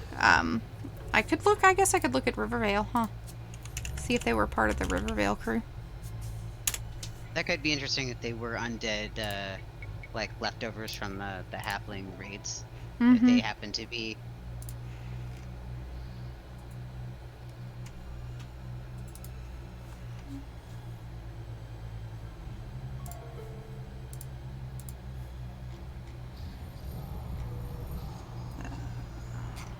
Baleheim and Bula. So all B names. Not seeing any of them. I'll type them in and check real quick. Yeah, none of the names are pinging. Why am I not being the best scout? I'm not being a tank or a scout right now. I'm being a tank. Bard tank for the win. So the first gate, the Foreign Quarter, as it was more commonly called, was the busiest of Neriak's gate. It served as the main connection between the city and the Nectulos Forest. It was the epicenter where foreign allies of the Tyrdal could be found. Every Tyrdal Tyrdal in Little Neriak, by the way, just for sorry, go ahead. This would have been where more of your dark elf merchants would have been that wanted to Been trade seeing with a lot outsiders. more- yeah, you're seeing a lot more humanoid. You're seeing a lot more Neriak traders. You're seeing, Mm-hmm. and honestly, like this is also where the more impressive buildings. And you see, again, there's the skull with the snake. And again, if we come back to EQ1, you can see that adorns a lot of places here as well. That is a common symbol of Neriak. And if you noticed and that I posted for Pride, I said even Neriak loves Pride, I actually have a keychain that is this symbol because, yes, I'm that nerd. I played Dark Elf since launch. There it is. That's the symbol. And if you come back over here, let's see. Let me pop out. There it is. I should post this on the forums and say, hey, this is some of the symbology I would like. I would like these tapestries with the Anoric symbol on them. Or the Dark Elf symbol. There is a book. I'm coming to get the book. All book quests all the time. The Seeds Battered Journal gives you searching the depths of Fallen Gate. Is it on the bookshelf? Yeah, just click the bookshelf. I had to monkey around with it to get it to be clickable. There it is. Oop. My bags are a mess. I apologize in advance. Where did it go?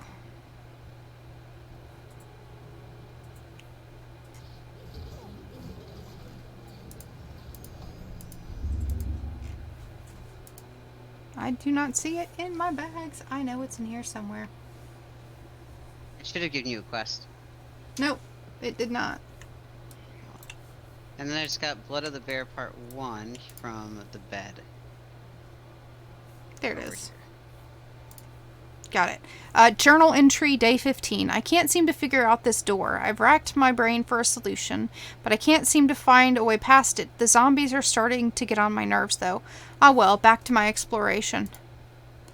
Journal entry day 17. It is possible that the door is magically sealed. I do feel a bit uneasy getting close to it, but something behind it seems to draw me closer. It's almost as if it's calling out to me.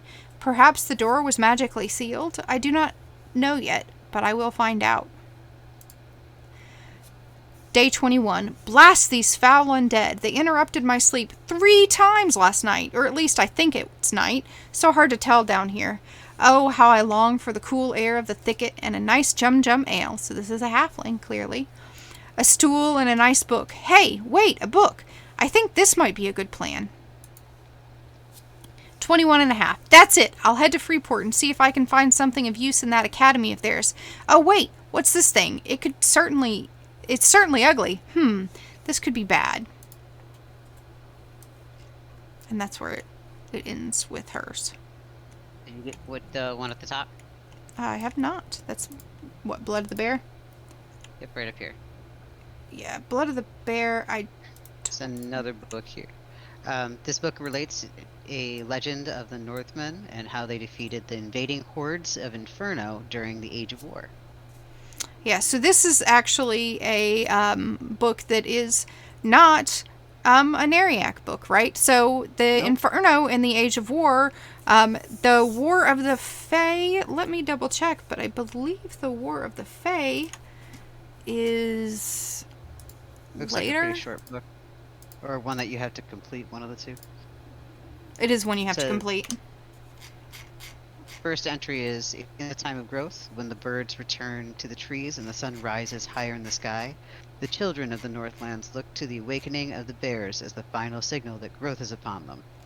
Hungry from their long sleep, the bears come closer to the villages and towns. Therefore, each village has a family whose duty to ensure the bears do not come into the village and threaten them.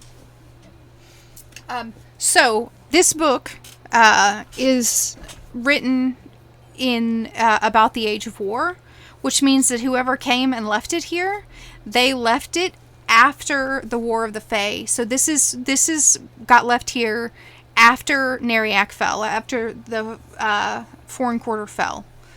So this is, somebody who came out, probably the halfling that we are kind of reading about down below.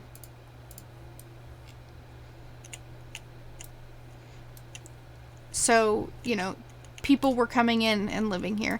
It's also interesting that the magic lights are still all active. And then there's some kind of globe in here. Well, yeah, they're magic. Yeah, but a lot of times magic would have failed at this point. We're talking about over 300 years have passed, right? But the artifact, the Hand of Bizola, still continues to feed the malice and continues to make the undead rise again. Let's wander up through the spider caves. I need to Might as well. come find you again. I'm I'm at you. I'm putting you on auto follow again so I can read some more lore out. And I'm just double checking all my chat logs to see if anybody. This one's a bit windy, so we're just gonna run on through and kill a few at a time. So just keep running, keep training, keep going. Don't stop until they freeze me and stun me. Then. Oh, that's okay. I can cast. I can do my AOE for my pet. Oh, they bounce off the mercenary and die. It's fine. Okay, I don't. Let me. I'm just checking the channels.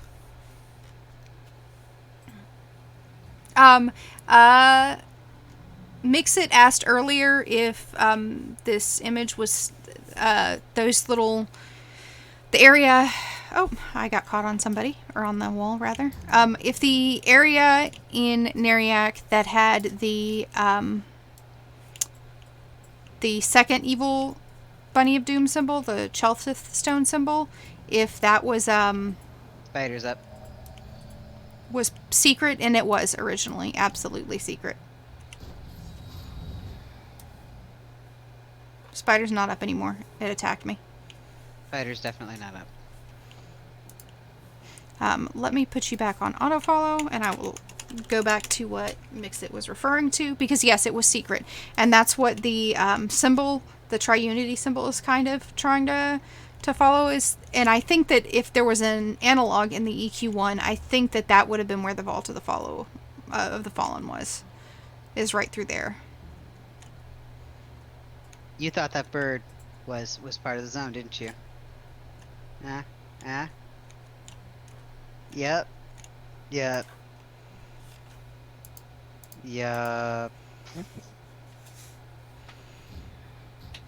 So I checked that channel. Let me come check it. Okay. Alright, you're just trying to make me feel better for evacing us earlier.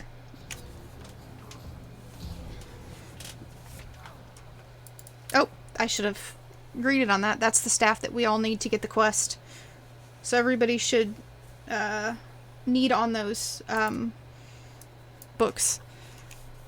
Alright, I checked. I'm just trying to catch up on all the different chats that I have. We do not know exactly what relics the Vault of the Fallen had. I have never really seen a ton of information in EverQuest 1 that hints at it. And honestly, in EverQuest 1, it really doesn't make a lot of sense that they would keep many relics out there. It could be... There's definitely something in EverQuest 1 with this stone that is at the entrance to Neriak.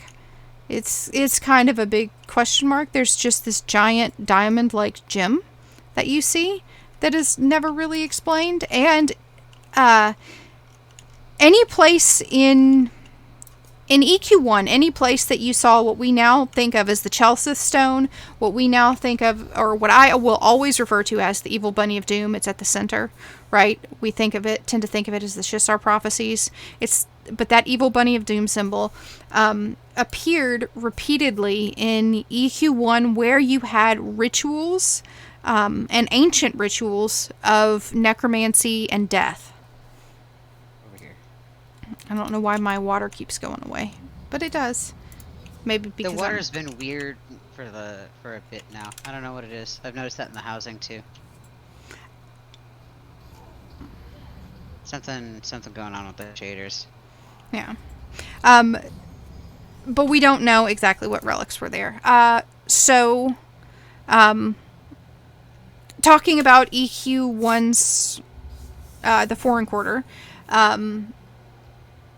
though not highly trusted by dark elves, the allies of the Teardal, such as ogres and trolls of the distant swampland beyond the Desert of Ro, are welcome in the Foreign Quarter district.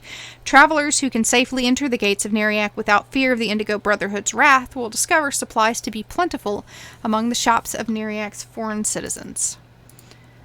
Both Kristanos and Nathok's thecks hold sway in this district. Although the political influence and struggles do not take center stage here, the foreign inhabitants care only for the profit and freedom they are allowed to exercise within Neriak's walls. I cannot share anything that comes out of one of the clickies. You have to actually loot the item. Yep. So we have to, hopefully we'll get some more of those Just have to items. get another one. Yeah.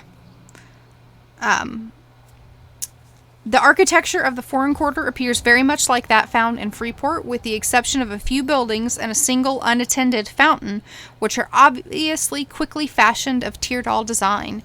Ogres and trolls have also set up their own area in the furthest reaches of the quarter. This area can be identified by pathetic signs and monotonous similarity of their shops. So this is describing what it was in EQ1. Again, we can get some story here through some visual storytelling, because as we saw, the design of those buildings was definitely Nerian earlier on. Now this area would have been the ogre and troll area. Here, this would have been when the trolls moved in. This would be, again, analogous to those caves I was just in, so I'll go back there in EQ1 so you can kind of see that we go through some caves here, and then, you know, you get the arena, which is the bull's pit, which had an ogre and troll side for them to fight. It is actually a PvP arena, so if you step in there, you're PvP flagged. You come in here, you've got a bunch of caverns, and there are bones and everything else. And there's kind of a secret area over there, but see, you've got bones and things like that, and that's what this area is meant to be analogous to. I'm unstuck now. You're unstuck? Okay. Yeah, I was just tabbing back and forth between the games. That's good. This room's a little on the sticky side. And that's why you Especially since I cut through it. Yeah. And over it. That's why you get zombies that look like this. Your trolls. And this clicky. is where the chef is, and this is where Mr. Burtbelly is. There's a quest here. If you examine the skeleton, I believe. Oh, no, that's Mr. Burtbelly. You were right. Yep, that's Mr. Burtbelly. So, the zombies cook him. Does this mean that I actually get to hit the evac now? Hold on just a second. I just want to double check. Yes. Sweet.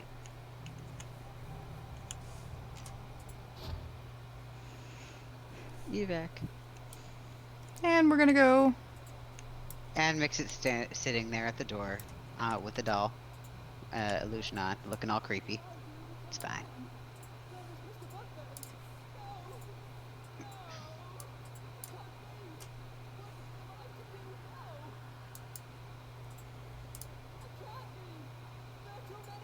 Meanwhile, we have this guy complaining that there's just too many things between him and the door, that if I rotate my cameras right directly behind us, you could throw a rock and hit it. Yeah, but, you know, he's a coward. Yep. Like, bam, there. I cleared the door. Make a run for it.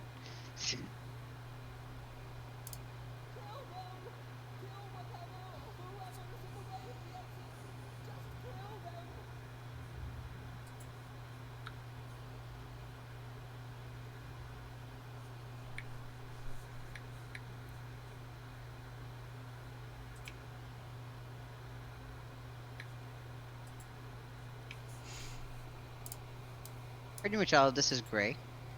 So I'm gonna try and just skip back towards the area we were at, if you don't mind. Yes, let's just double check the quest for searching the depths of the fallen, and make sure that we don't have to turn in anything to... Don't we have to turn something into... Yeah, we got to go back to Tundus.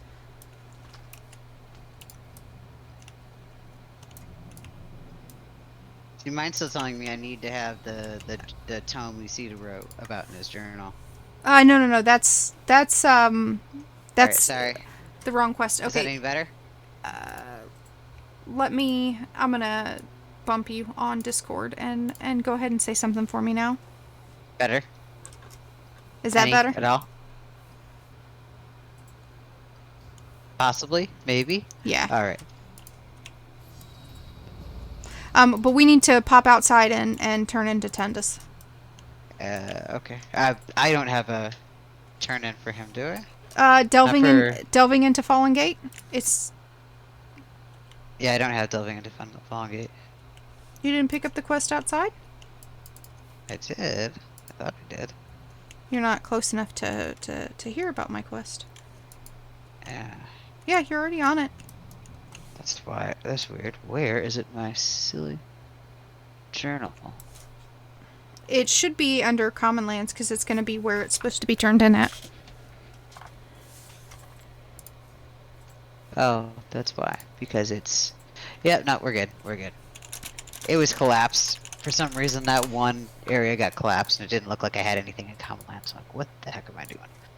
I don't know. I'm going crazy. That's what's going on. Then you're in good company.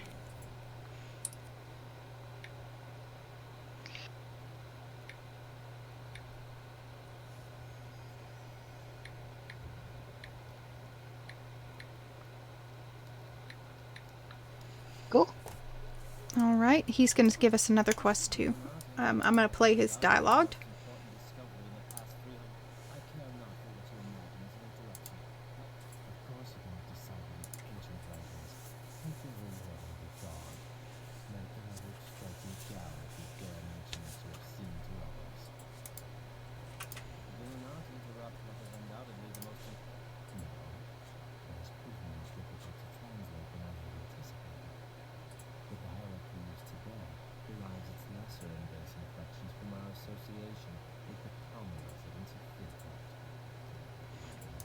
Nonetheless, I am in need of assistance. I will charge you with the task of delivering this journey to the associated line. Just so.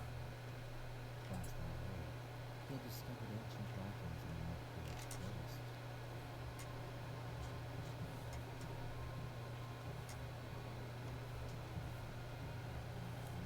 Forest. There is Mix-It. There is a dragon statue in Third Gate. I will go there a bit later and show you. Money is not an issue, but time is of the essence. I am on the verge of rediscovering our ancient homeland. People dare put a price on the importance of the Tyrgal's ancestral homeland. So, Dig into the coffers to pay you. Yeah, we'll make that work. and now we Establish actually need to go to Nectulos for this.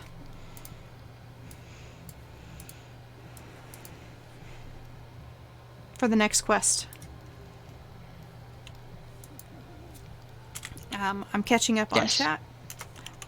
While you lead the way, Hooray! Nadaj, you lead the way into Nectulos. What? You do see some of the erudite symbols, the symbol that is thought of as the erudite symbol. You will see that in Neriak, but that's usually on pottery, so things that could have been imported. The symbol that you're looking at right there, also I am so jealous of your 3D viewer Mix-It. But that image that you're looking at with the tongue in the mouth, and I'm going to pull it up because I actually have a copy of it that I copied last night. This is in the foreign quarter. This is in the troll an ogre area, and it's on a fountain.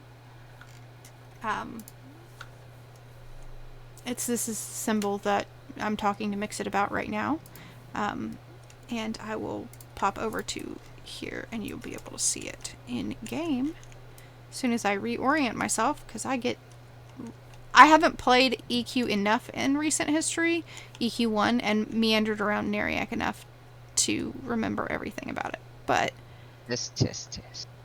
I don't think that this symbol is dragon. No, I do not. I actually think that when we get deeper into Fallen Gate, I will go on to what I think it is and how I think it relates. And I think you'll be able to see kind of some of the similarities there. I think it's Thulian in origin. Did you click the button? I did. I clicked it. Okay. I clicked it. I'm zoning. I've checked my channels, pulled my documentation back up.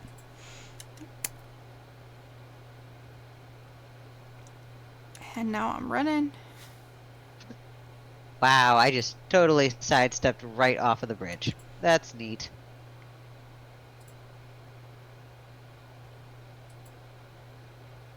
There is all kinds of lore all over the place, honestly, for Nectulos. And so I have to say that the initial original quests that you get in base EQ2 are very, very lore heavy. A lot of that dialogue is lost. It's been so many years since I've done them that I actually have forgotten a lot of it. Part of what I'm going back and doing is recovering that lore and information. Back then, they were very heavily interested in telling the story and bridging that gap between 1 and 2. Not that they're not interested in doing that now. It's not that the case. I mean, obviously, they have less funds, less people, and things like that.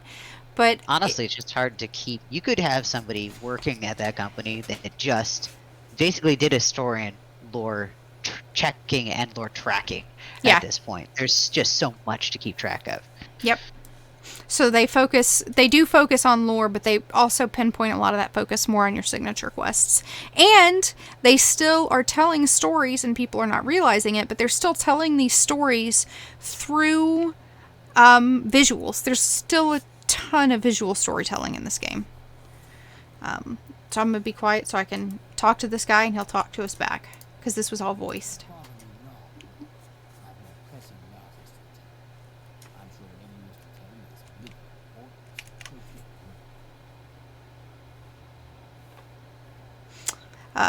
Guess you're not interested in this journal?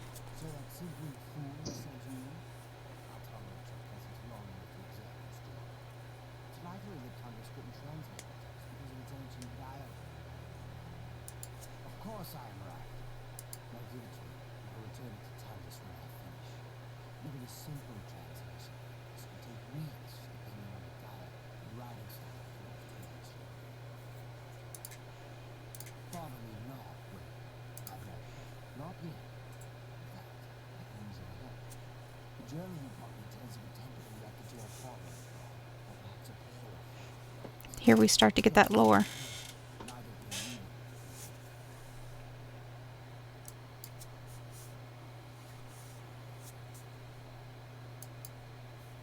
So, there we get our first hint about the fallen god, right? Fallen god or fallen gods. So this is where I think we get the Vault of the Fallen in Foreign Quarter. This is where we start to get that hint and that lore and that information about the fallen gods, who I definitely am going to discuss as we kind of get deeper into the zone, because there's some symbology there. I've got Jettle back on autofollow. As I read a couple more quotes, when I'm reading these quotes, they all come from official canonical sources. To me, canonical. And I say that and I make that distinction because I consider canon anything that was officially licensed. They tell different stories, absolutely. They tell conflicting stories, absolutely. But within the game, there's conflicting stories. So we are going back to... We're going back in, aren't we? Yeah, because we have to find the journal by the priest of Bizola, right? Or get back into Font. Yeah, that's back into Font Gate. Yeah, the priest of Bizola. Yes. So, chat both in the EQ2 lore channel, since that's where I'm getting chatted at, and in the EQ2, or in the actual Discord, the EQ2 Discord lore channel, or actually in Twitch chat or in YouTube chat. Do you know where Bizola comes from? Or where we've seen Bizola in game? Oh, I've seen Bizola a ton of times. She's at the... Bizola is the... Not you, not you. Not you. I wanna... Alright. I know you wanna. We're gonna give him a chance to answer. But I wanna so bad.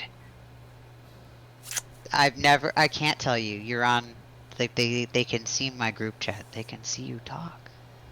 They can see me type. They will see what I say. Does anybody in your or in your YouTube channel know? No, there's no answers over here. Mixit has guessed correctly. Go ahead and say it. Go ahead and say it. Dash, you can say it now.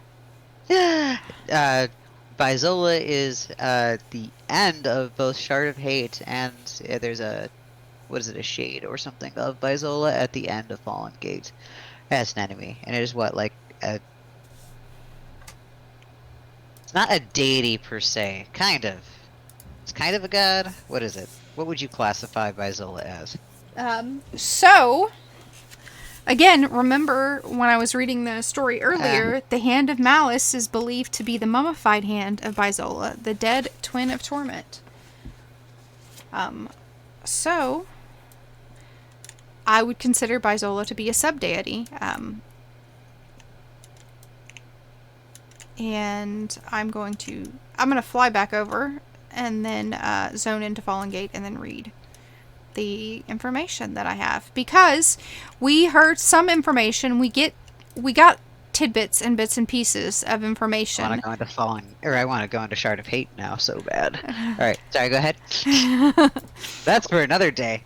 It is. We got tidbits and hints and pieces and bits of lore and information about who Bizola and her twin were in the game, and then actually Valen came out and gave us some more information. So let me zone in, and then I will say.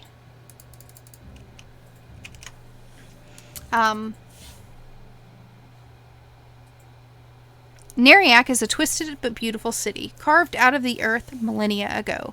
Magic and excellent artisanship have lit up the city with glowing neon-colored lights and fountains, and monuments to the god of the Dark Elves, Neriak, fills the city. Neriak is the center of the Dark Elven Empire, and is a splendid dark city that lies carved out of the mountains next to the Nectulos Forest. No natural light has ever seen their homeland, and the Dark Elves thrive and flourish in their city. All manner of evil races, including trolls and ogres, can be found within. Most of these are restricted to the Foreign Quarter, where the Dark Elves trade with the outside world. The deeper parts of the city house many of the city's shops, guild halls, and homes. Putting you on autofollow. There we go.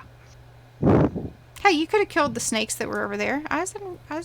I did kill the snakes that were over there. All right. The city of Neriak, for all its beauty, is filled with danger, as befits its occupants. Stepping into the wrong place in any part of the city can easily get you killed, and this is especially true for trolls and ogres who, although guests are not welcome everywhere. That sentence did not make any sense, and it was copied directly from a lore source, so, you know. I just noticed that this could be from some degree of superiority on the part of the Dark Elves, and also because of the plot the Dark Elves are hatching, lying barely hidden beneath the surface of the city. So... These are all super gray. So this honestly gives us a chance to see who's wandering down here, too. Tons of Thexians. Mm-hmm.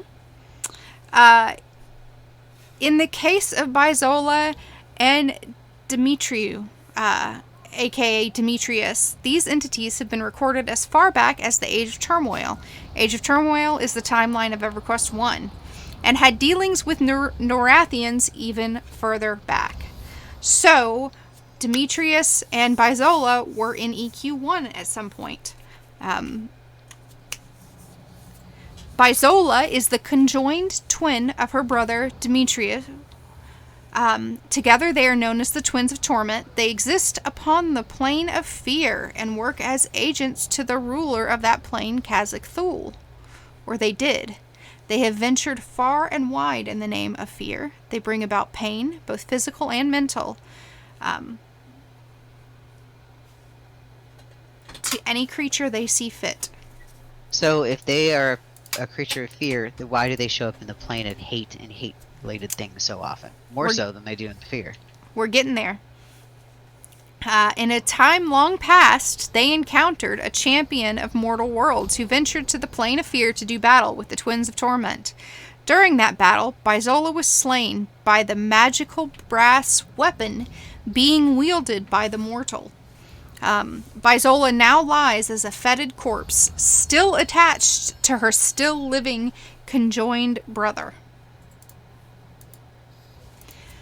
They were being bred by the Faceless to seize control of a quasi-plane from an agent of the Plane of Hate. It has not been validated, but some accounts hint that Bizola is now an undead entity. I'm gonna go with a yes on that. Yeah. Other information, it's Bizola, one half of the conjoined twins of Malice, Bizola and Demetrius. Bizola's hand is also said to have been the artifact used by the Dark Elves during the siege on Neriak that destroyed their city and raised its inhabitants from the dead. And it's called the Manifestation of Bizola.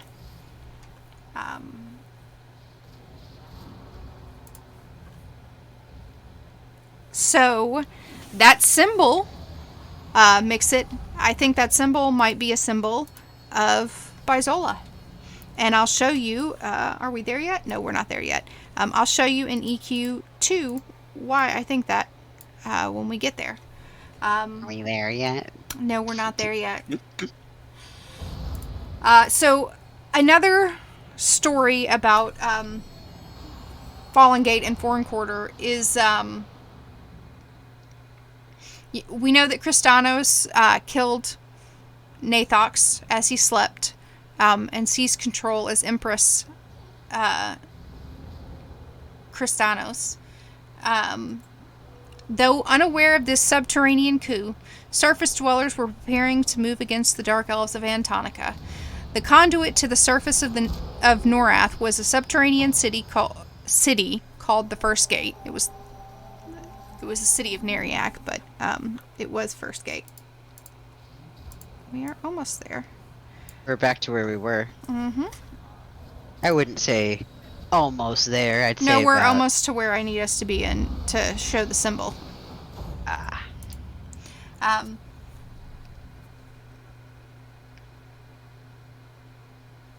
The good races, especially halflings, developed a plan to end the Dark Elf threat for good. According to the Leatherfoot Raiders, the elite guard of the Rivervale halflings, allied with the gnomes to assault and destroy First Gate, and forever cut the Dark Elves off from the world of sunlight. Does not mean to do that.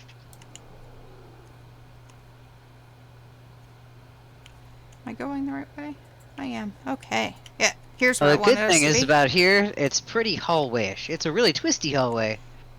Demetrius and Bizola, the Twins of Torment. And that symbol right there looks a whole lot like that symbol. There's a whole lot of parallels there. That's why I think they're the same. I think that this is referencing Bizola, which would have been Thulian at that time. And in EQ2, it's this. Because in here, there's thralls to Bizola and priests of Bizola. So this is clearly a area worshipping Bizola. Incoming. I don't know what brass weapon it is. Some people have posited that it was like the shiny brass halberd. But I think it might have actually been the the singing sword. Awesome Unleashed. I think it might have been the singing short sword. Like I said, EQ and EQ2 both do a lot of visual storytelling. Come over here. We're gonna kill the priest of Bizola.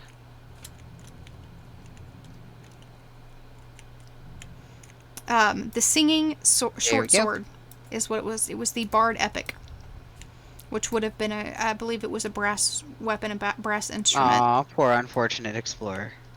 Alright, damn it. Fine, I'll get on this stupid table.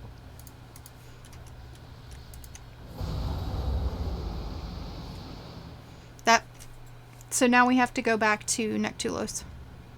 So you can evac us again. Oh, Tome of Malice. And you get the Tome of Malice. And it is an actual tome that you can hold in your hand. Mm-hmm. And so here's where you start to see things change, right?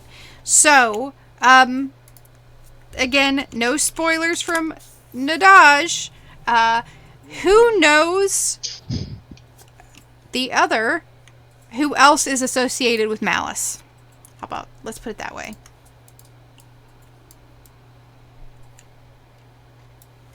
Who else is associated with Malice in the game?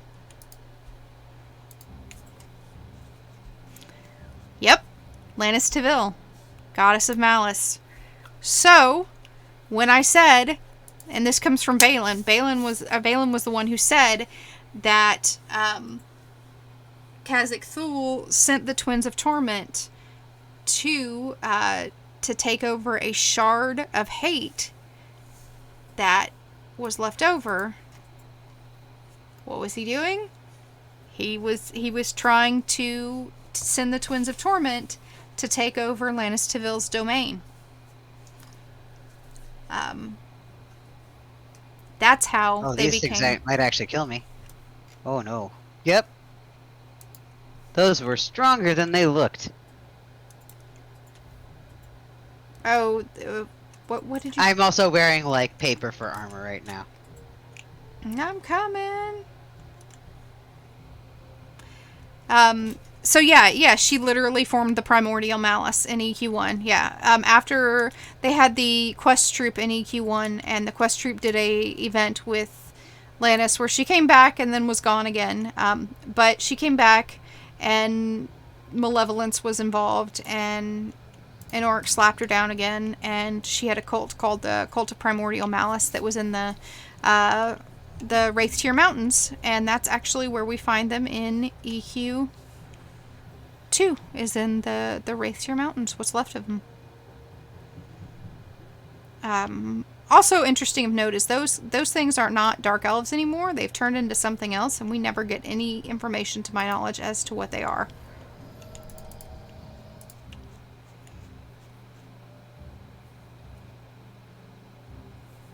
No, the faction is still there. You can still, when you kill something in EQ1, you can totally raise or lower.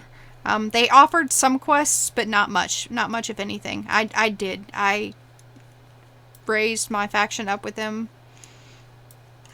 super hard. And yes, they patched them out, but I think they may have put them back in. I don't remember. But yeah, they patched them out. But that's because they went to do other things. They got sneakier. No, they didn't suicide. Because they're here in EQ2. They just, had to get sneakier because the king and queen were back. Actually, what happens is Lannis Teville comes back, and I'm assuming that she calls them to her side to work for her in EQ 1. Because she comes back again for the 15th billionth time. She comes back and dies a whole bunch.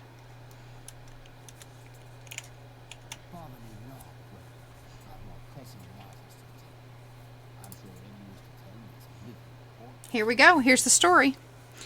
This tome describes the rituals performed in honor of two fallen gods, the Twins of Torment.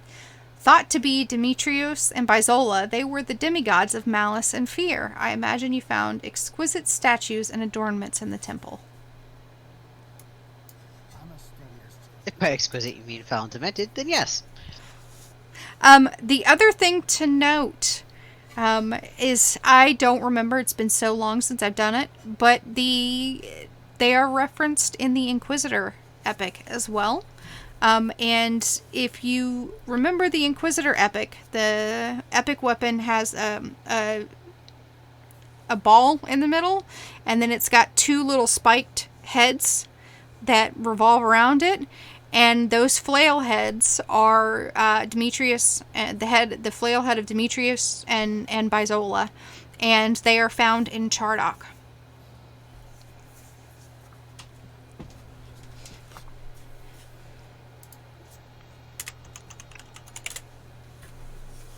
You retrieve them from Chardock when you're doing the Inquisitor epic. I've got you on auto-follow again, Nadash. Where are we heading now? He did not have a quest for me, so. Let me double check. Let me double check my quest journal. Or not my quest journal, my thing. So we did the translation. We got to speak to Tundus again. Gotcha. I think. Oh, no, that was the end of the quest. Oh, was that it? Yeah, that was the end of that quest line. Neat. So, but again, this was base EverQuest, right? Base EverQuest 2, excuse me. We find out about Bizola and Demetrio there. It was years later that we got the epic, and years later that we got Shard of Hate, and actually saw more of them.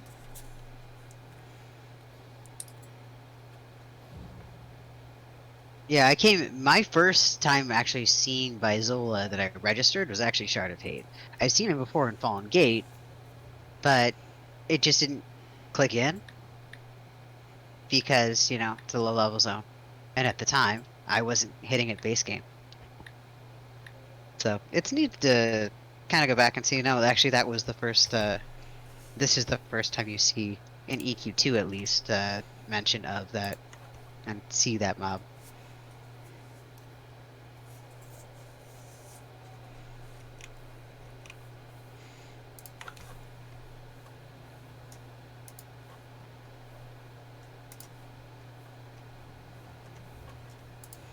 Alright, I'm zoning into Common Lands, and I'm going back to pull what I was reading. This part that I'm reading, by the way, now comes from the pen and paper.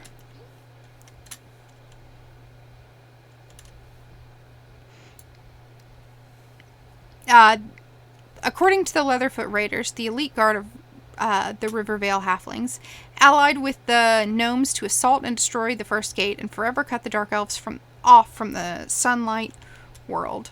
Or the world of sunlight. Like that was going to happen. Again, they don't know that, but there were tunnels that led everywhere.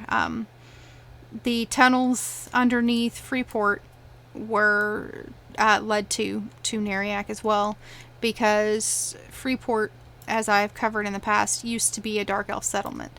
A Dark Elf settlement by the name of both Wheel and Carthiel. It's called both.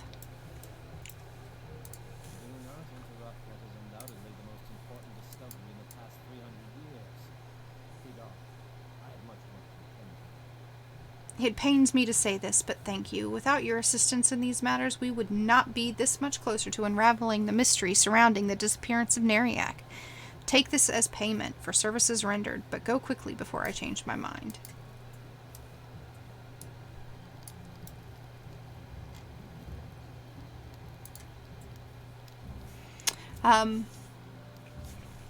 Aided by a wondrous magical device created by the gnomes for this purpose, the raiders entered the tunnels leading to the First Gate. Aware of the Dark Elf's power, they advanced stealthily, slipping past guards and planting the gnome's device where it would cause the most destruction, and then they swiftly and quietly withdrew. The device exploded soon thereafter, utterly destroying the First Gate, and as far as the halflings could tell, sealing the Dark Elves in the bowels of Norath forever. Stranded on the surface, the surviving Tyrdal, lost in the Feydark, scattered and few in number, were forced to readapt to life amid the trees of Phaedor. And so they also, obviously came to Neriak. Were you on follow? I was not on follow, because I just zoned in. I'm coming. Oh, You just passed me. You literally walked past me. well, you know, now I'm following you.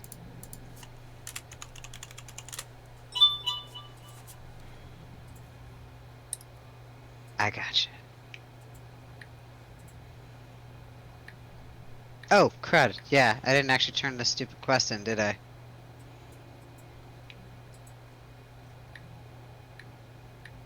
I think it just auto completed.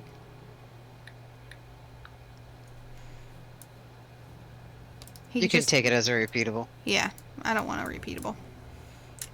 He can die for all I care. He's just Fine, be that way. he's just a halfling. I mean, that is entirely fair. I'm running as quick as I can towards the back there. There are multiple storylines for Lannis Tyrell in EQ2. She's involved in the Dragons of Norath expansion. She's involved in several. Because what eventually happens, and this is relevant to the EQ2 storyline in a lot of ways, in my opinion, which is its own whole stream topic, honestly. There's the dudes. That's Yeah. the, Yeah, I see them. Yep. But, essentially, Lannis Tyrell becomes the champion of Discord, or the champion of Chaos, and Firiona Vi has been, since the base game, we just didn't notice it, but since the base game, Firiona Vi has been the champion of Balance. Things like Kithkor Woods being destroyed. Kithkor Woods was destroyed as part of the Balance because Tunar was trying to create the unicorns. And it would have put the balance out of whack. And so Kithkor Woods happened.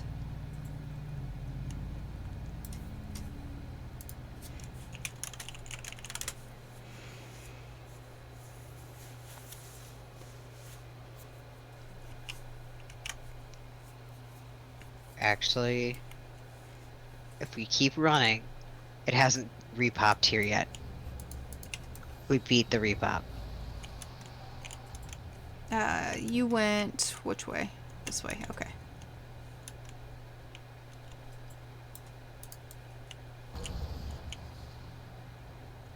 You're a dark elf, you can call to me. I can also just run, I mean. Also that, it's not that far. Um, I'm All- planning on trying to get towards the end. So right Yeah. now I'm heading towards where the priestess was. That's where I'm at right now. I'm where we left off.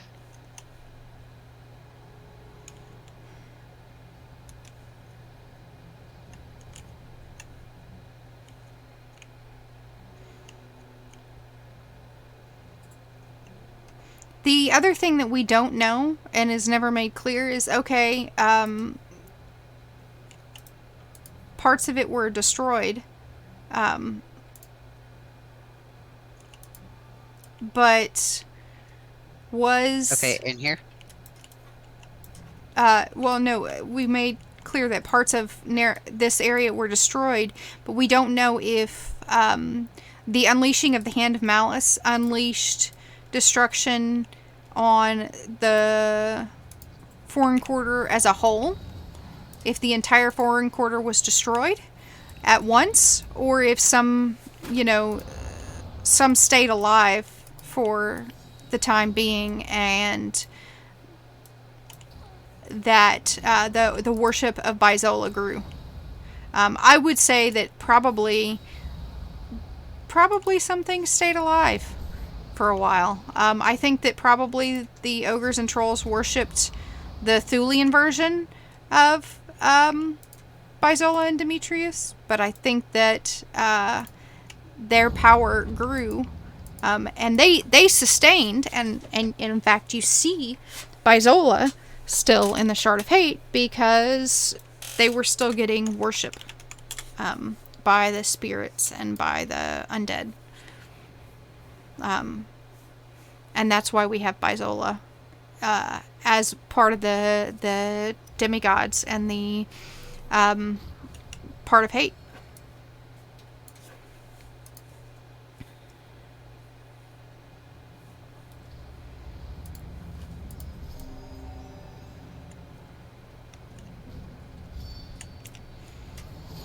So here are these steel workers, and I kind of showed you earlier in EQ1 where Sorry.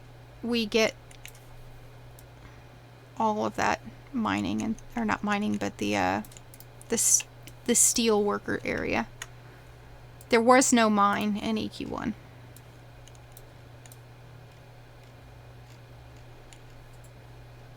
I never really saw it as much as a mine as much as just more excavation. And like this is just tool smelting and repair.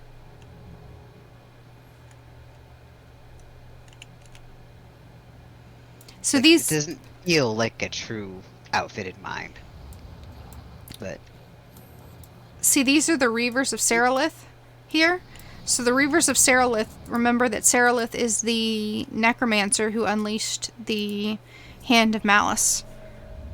So she would have been, these would have been her guardians right here.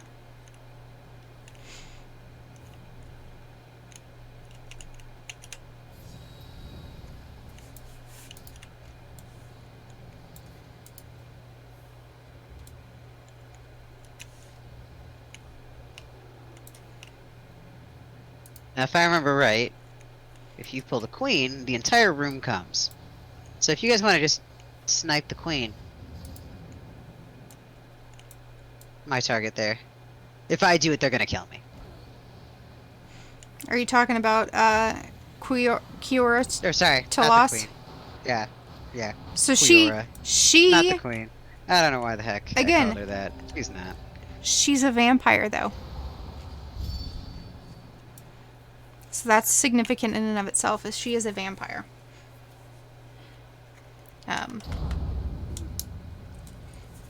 Remember that vampires were originally chased out of Neriak? But in... Oh, and there's her Dark Tome, which is also a book.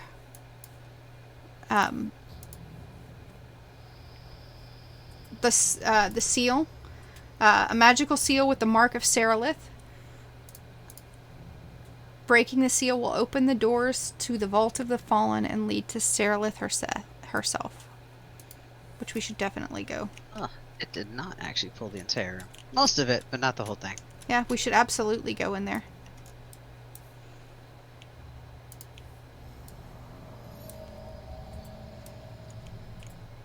Alright, into the Vault of the Fallen we go. Mm-hmm. I remember this one being a pain in the butt back in the day. Actually, it's mild tedium.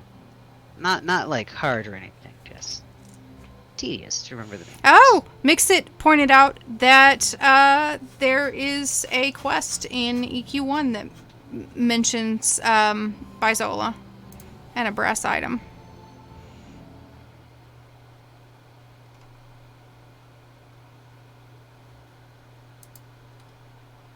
It's Killige, the brazen breast Killige, I don't know how to pronounce that, is a legendary magical weapon designed by the ancients and long lost to the winds of time. I've searched the world for it to no avail. Perhaps the legend of Husam will add some insight to my quest. I have knowledge of its design, and I am sure I can craft it. Following you guys down. These are all different skulls. So this would have been a kind of an ancient burial area for different dragoons, as you can see.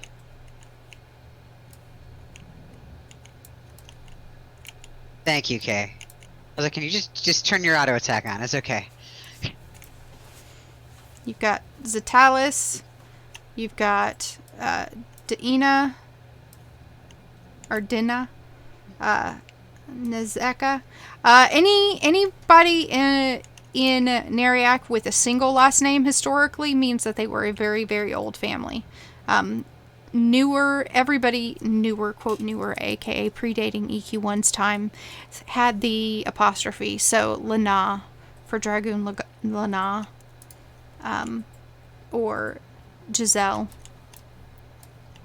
Keeper of the Chamber. Vagin, Abril, Neriak, Savol. How can I pass through the door? And then here's Vith, and Vith would have been an older one. Find Vith. Do you have Vith? Stay with Vith. Where's Vith? I'm at Vith right now. Cool, Ixel. don't move. There you are. Okay. Legend says the Killage was formed for a great paladin for his assault on the land of the dead. We get different ones every time. He was... So like each person will get a different list.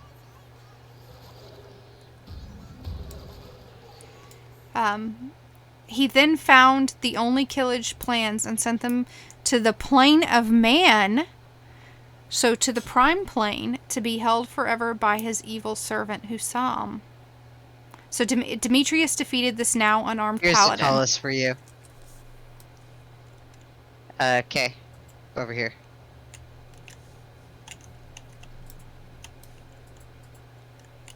So this paladin went to defeat This one.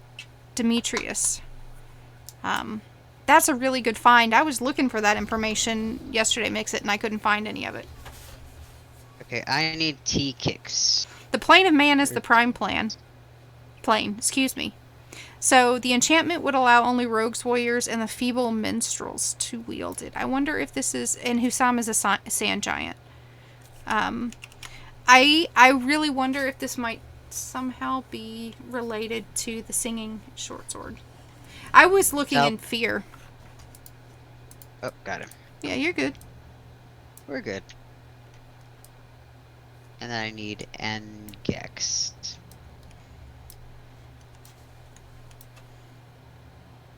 To Vem... Ingex, I think, was at the entrance. Varesh. Ngex at the entrance. Velasque. Nope, found him. Okay. I have not gotten the quest. So.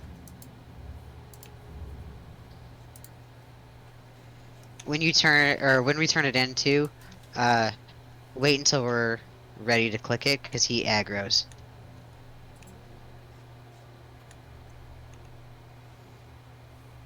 Because I got my 3. Did you get your 3rd? I'm not worried about getting all 3 of these.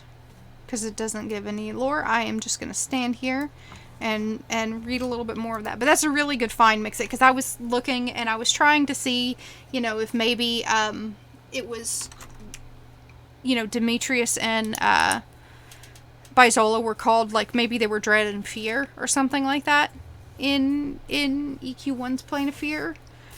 That's the kind of stuff I was looking for. Which one did you need last, K?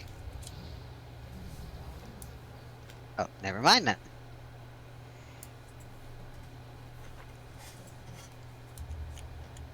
Because those Alright, were talk to golems the that looked the priest. same.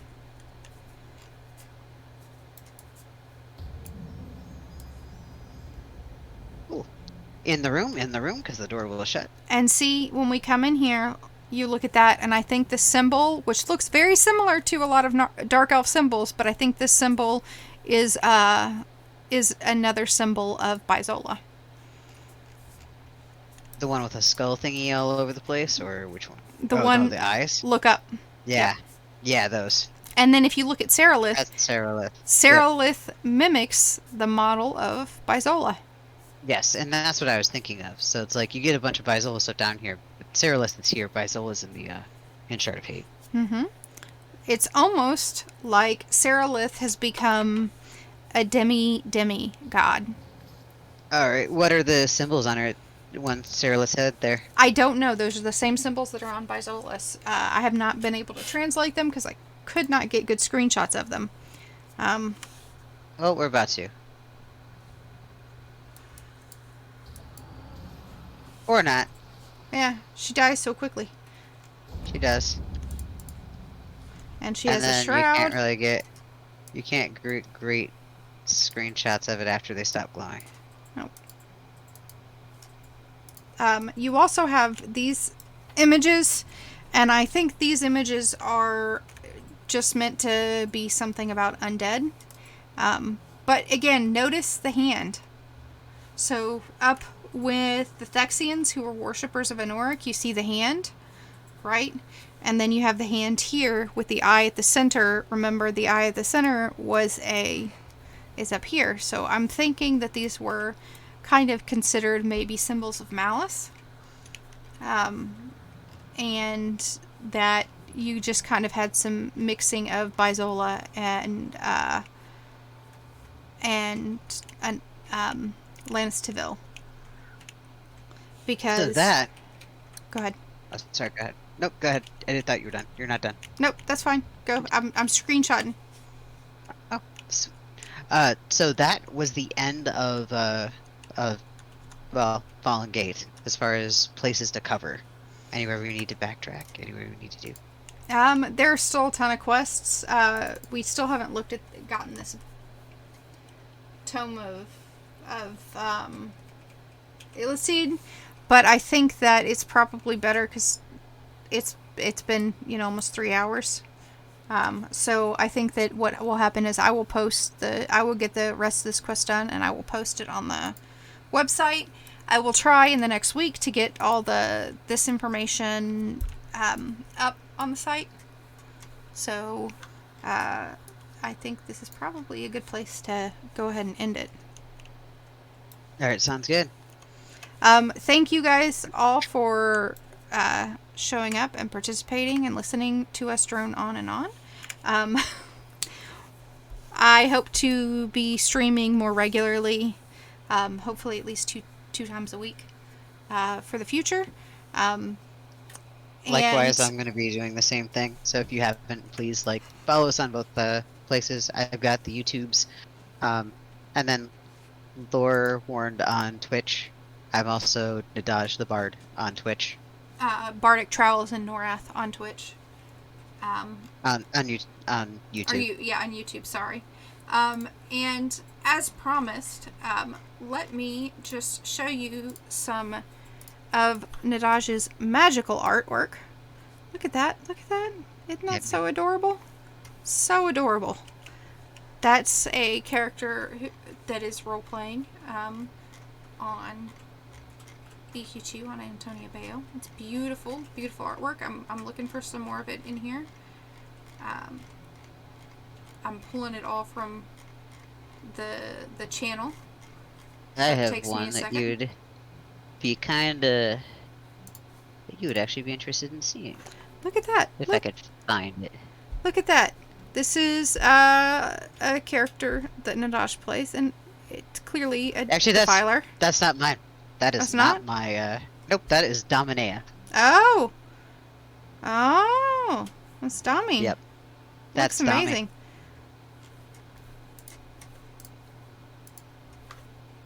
Yeah. It's kind of the fun thing, if you're in my guild, sometimes you get drawn. That's mine. I'm just going to zoom in here, just so you can see, look at this phenomenal detail. It's watercolor. It's still, the color detail, the way you've done the colors, and played with the colors to get it, it's amazing detail. Amazing detail.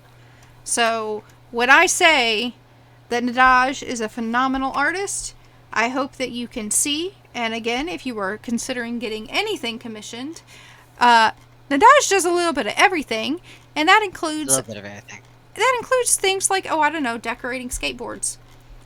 Yes. Yep. Here's another one, and this is one for you lore lovers. I'm not going to tell you what that is. You should be able to figure it out if you're... Actually, I want to see it. Anyone in channel, can you tell me who those dragons are? I will double check. I'm going to be really sad if no one can tell me, because that means that we're going to have to go delving into... I'm checking my other channel. Come on, Mix It. Mix It, are you there? Can you tell me who those dragons are? Kay's screaming it out. Oh, Mixit's typing.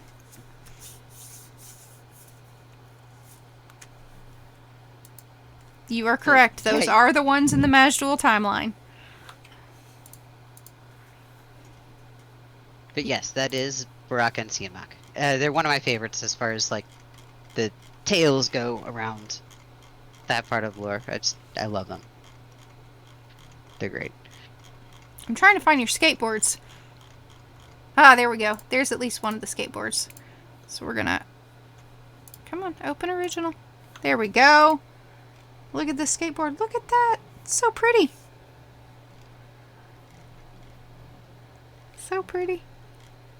So yeah. You can get in touch with That thing was Nadaj. fun. If you are interested in getting in touch with Nadaj, I am on all the Discords. I can put you in contact. Or you can send a tell to Nadaj in a DAJ on Antonia Bale. So if you were trying to send a tell from another server, that would be Antonia_Bale.Nadaj in a DAJ. You can also send cross-game tells. So I'm gonna share something with you real quick, so don't go anywhere. Keep talking. keep talking. Keep Nadaj is talking. awesome. Nadaj is awesome, I'm and you sharing should. stuff. Yes.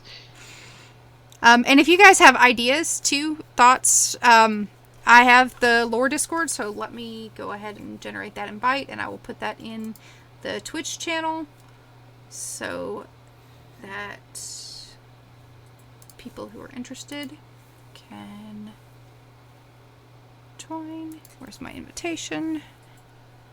Let me edit that link so that it never expires. All right, I'm gonna post this in general in your Obscurus, so you can share from there. Okay. So back in 2015, I did a Player Studio submission of Erelisi Mar holding a bow. Well, I repainted it in 2019, and unfortunately, I couldn't submit it to game. And I've tried. The devs will not let me update that piece, but that is the final when I repainted it. It looks gorgeous. Beautiful. So, ta-da! That's what I wanted to share off. Ta-da! So, like, there's a simplified version in game. Mm-hmm. I've seen it. The older version, at least. Oh, it's doing the... Yeah, because I have the chat block. So let me just kind of do one of these. Actually, And I'll also, just... yes, they are cursed by the Jin Master, Kainara. Yes. As far as the whether or not they've been slain, it's weird when they have really contained stories like that you'd normally have an ending with, that they have to cater it to an MMO. It's implied that when you kill the Jin Master, that frees them, and that they are dragons, so they're kind of immortal. They're just shy gods. So you kind of free them, but you also have to kill them. So it's kind of question mark. It would be nice to have an epilogue or something to them in a later expansion. So I would love a nod to that. let's say to everybody that right now the devs have put up some posts in the forums that says, hey, what's something you would like to see? And they've been doing that presumably in part in prep for the next expansion. But there's been lots of questions like that going out. You even saw that in EQ1. So let me just say, if there's something like that you would like to see followed up, if there's something that came from the past that you would like to see again. I know personally I posted that I would really like to see a couple of items that came from the Shard of Hate updated because they were really neat and had flavor text. Yeah. Post it on the forums. They're taking those suggestions into thought, and I would love to see some of the game adapt and change and kind of go forward so that we don't have them talking to us about Carafim and the dragons still in Freeport or things like that. They do listen. That's a big thing. I definitely want. That'd be my number one right there. Is I want people to stop cheering at me in Freeport. Yeah, so they would, go ahead and post it. I know somebody who recently posted that they were really would love to have some of the emotes and things like that you find in other sections of the games, and you actually do, in fact, like Toby came back and said, that's all doable. They did add lore on the Zulos mix it, and I will put that as one of my lore topics to cover in the future. I'm making a note of that right now to cover the Zulos. Maybe we'll do a Bertoxulos set. That'll probably be a long one though, because there's a lot there. Yeah, Decent Peak is still on my laundry list, but I know that one's going to be a settle in with some snacks and refreshments sort of thing. I just don't know where there's that much lore on Karana, unfortunately. Okay.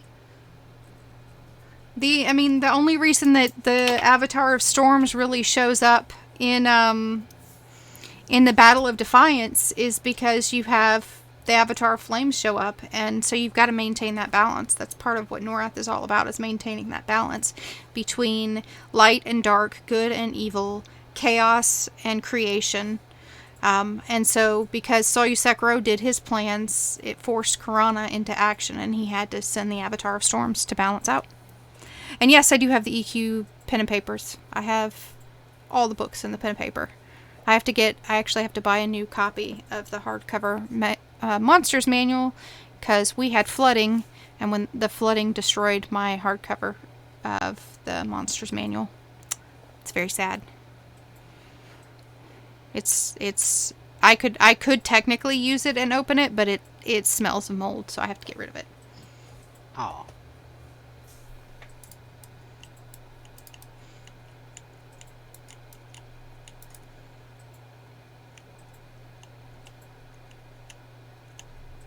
There, I'm getting the biggest K-hug right now. The K-hug that makes me disappear. Wow. I didn't realize K could get that big. Phrasing.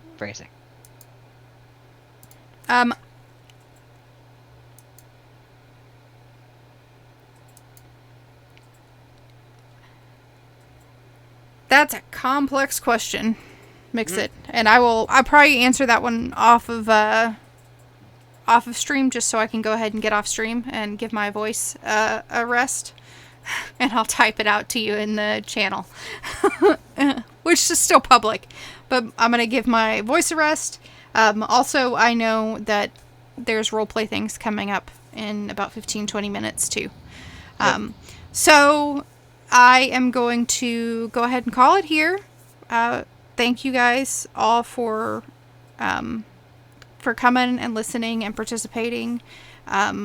We hope to do this regularly. Probably most of them are going to be on Wednesdays, but I'm hoping to stream at least one other day of the week, if not more. If you have topics, please let me know.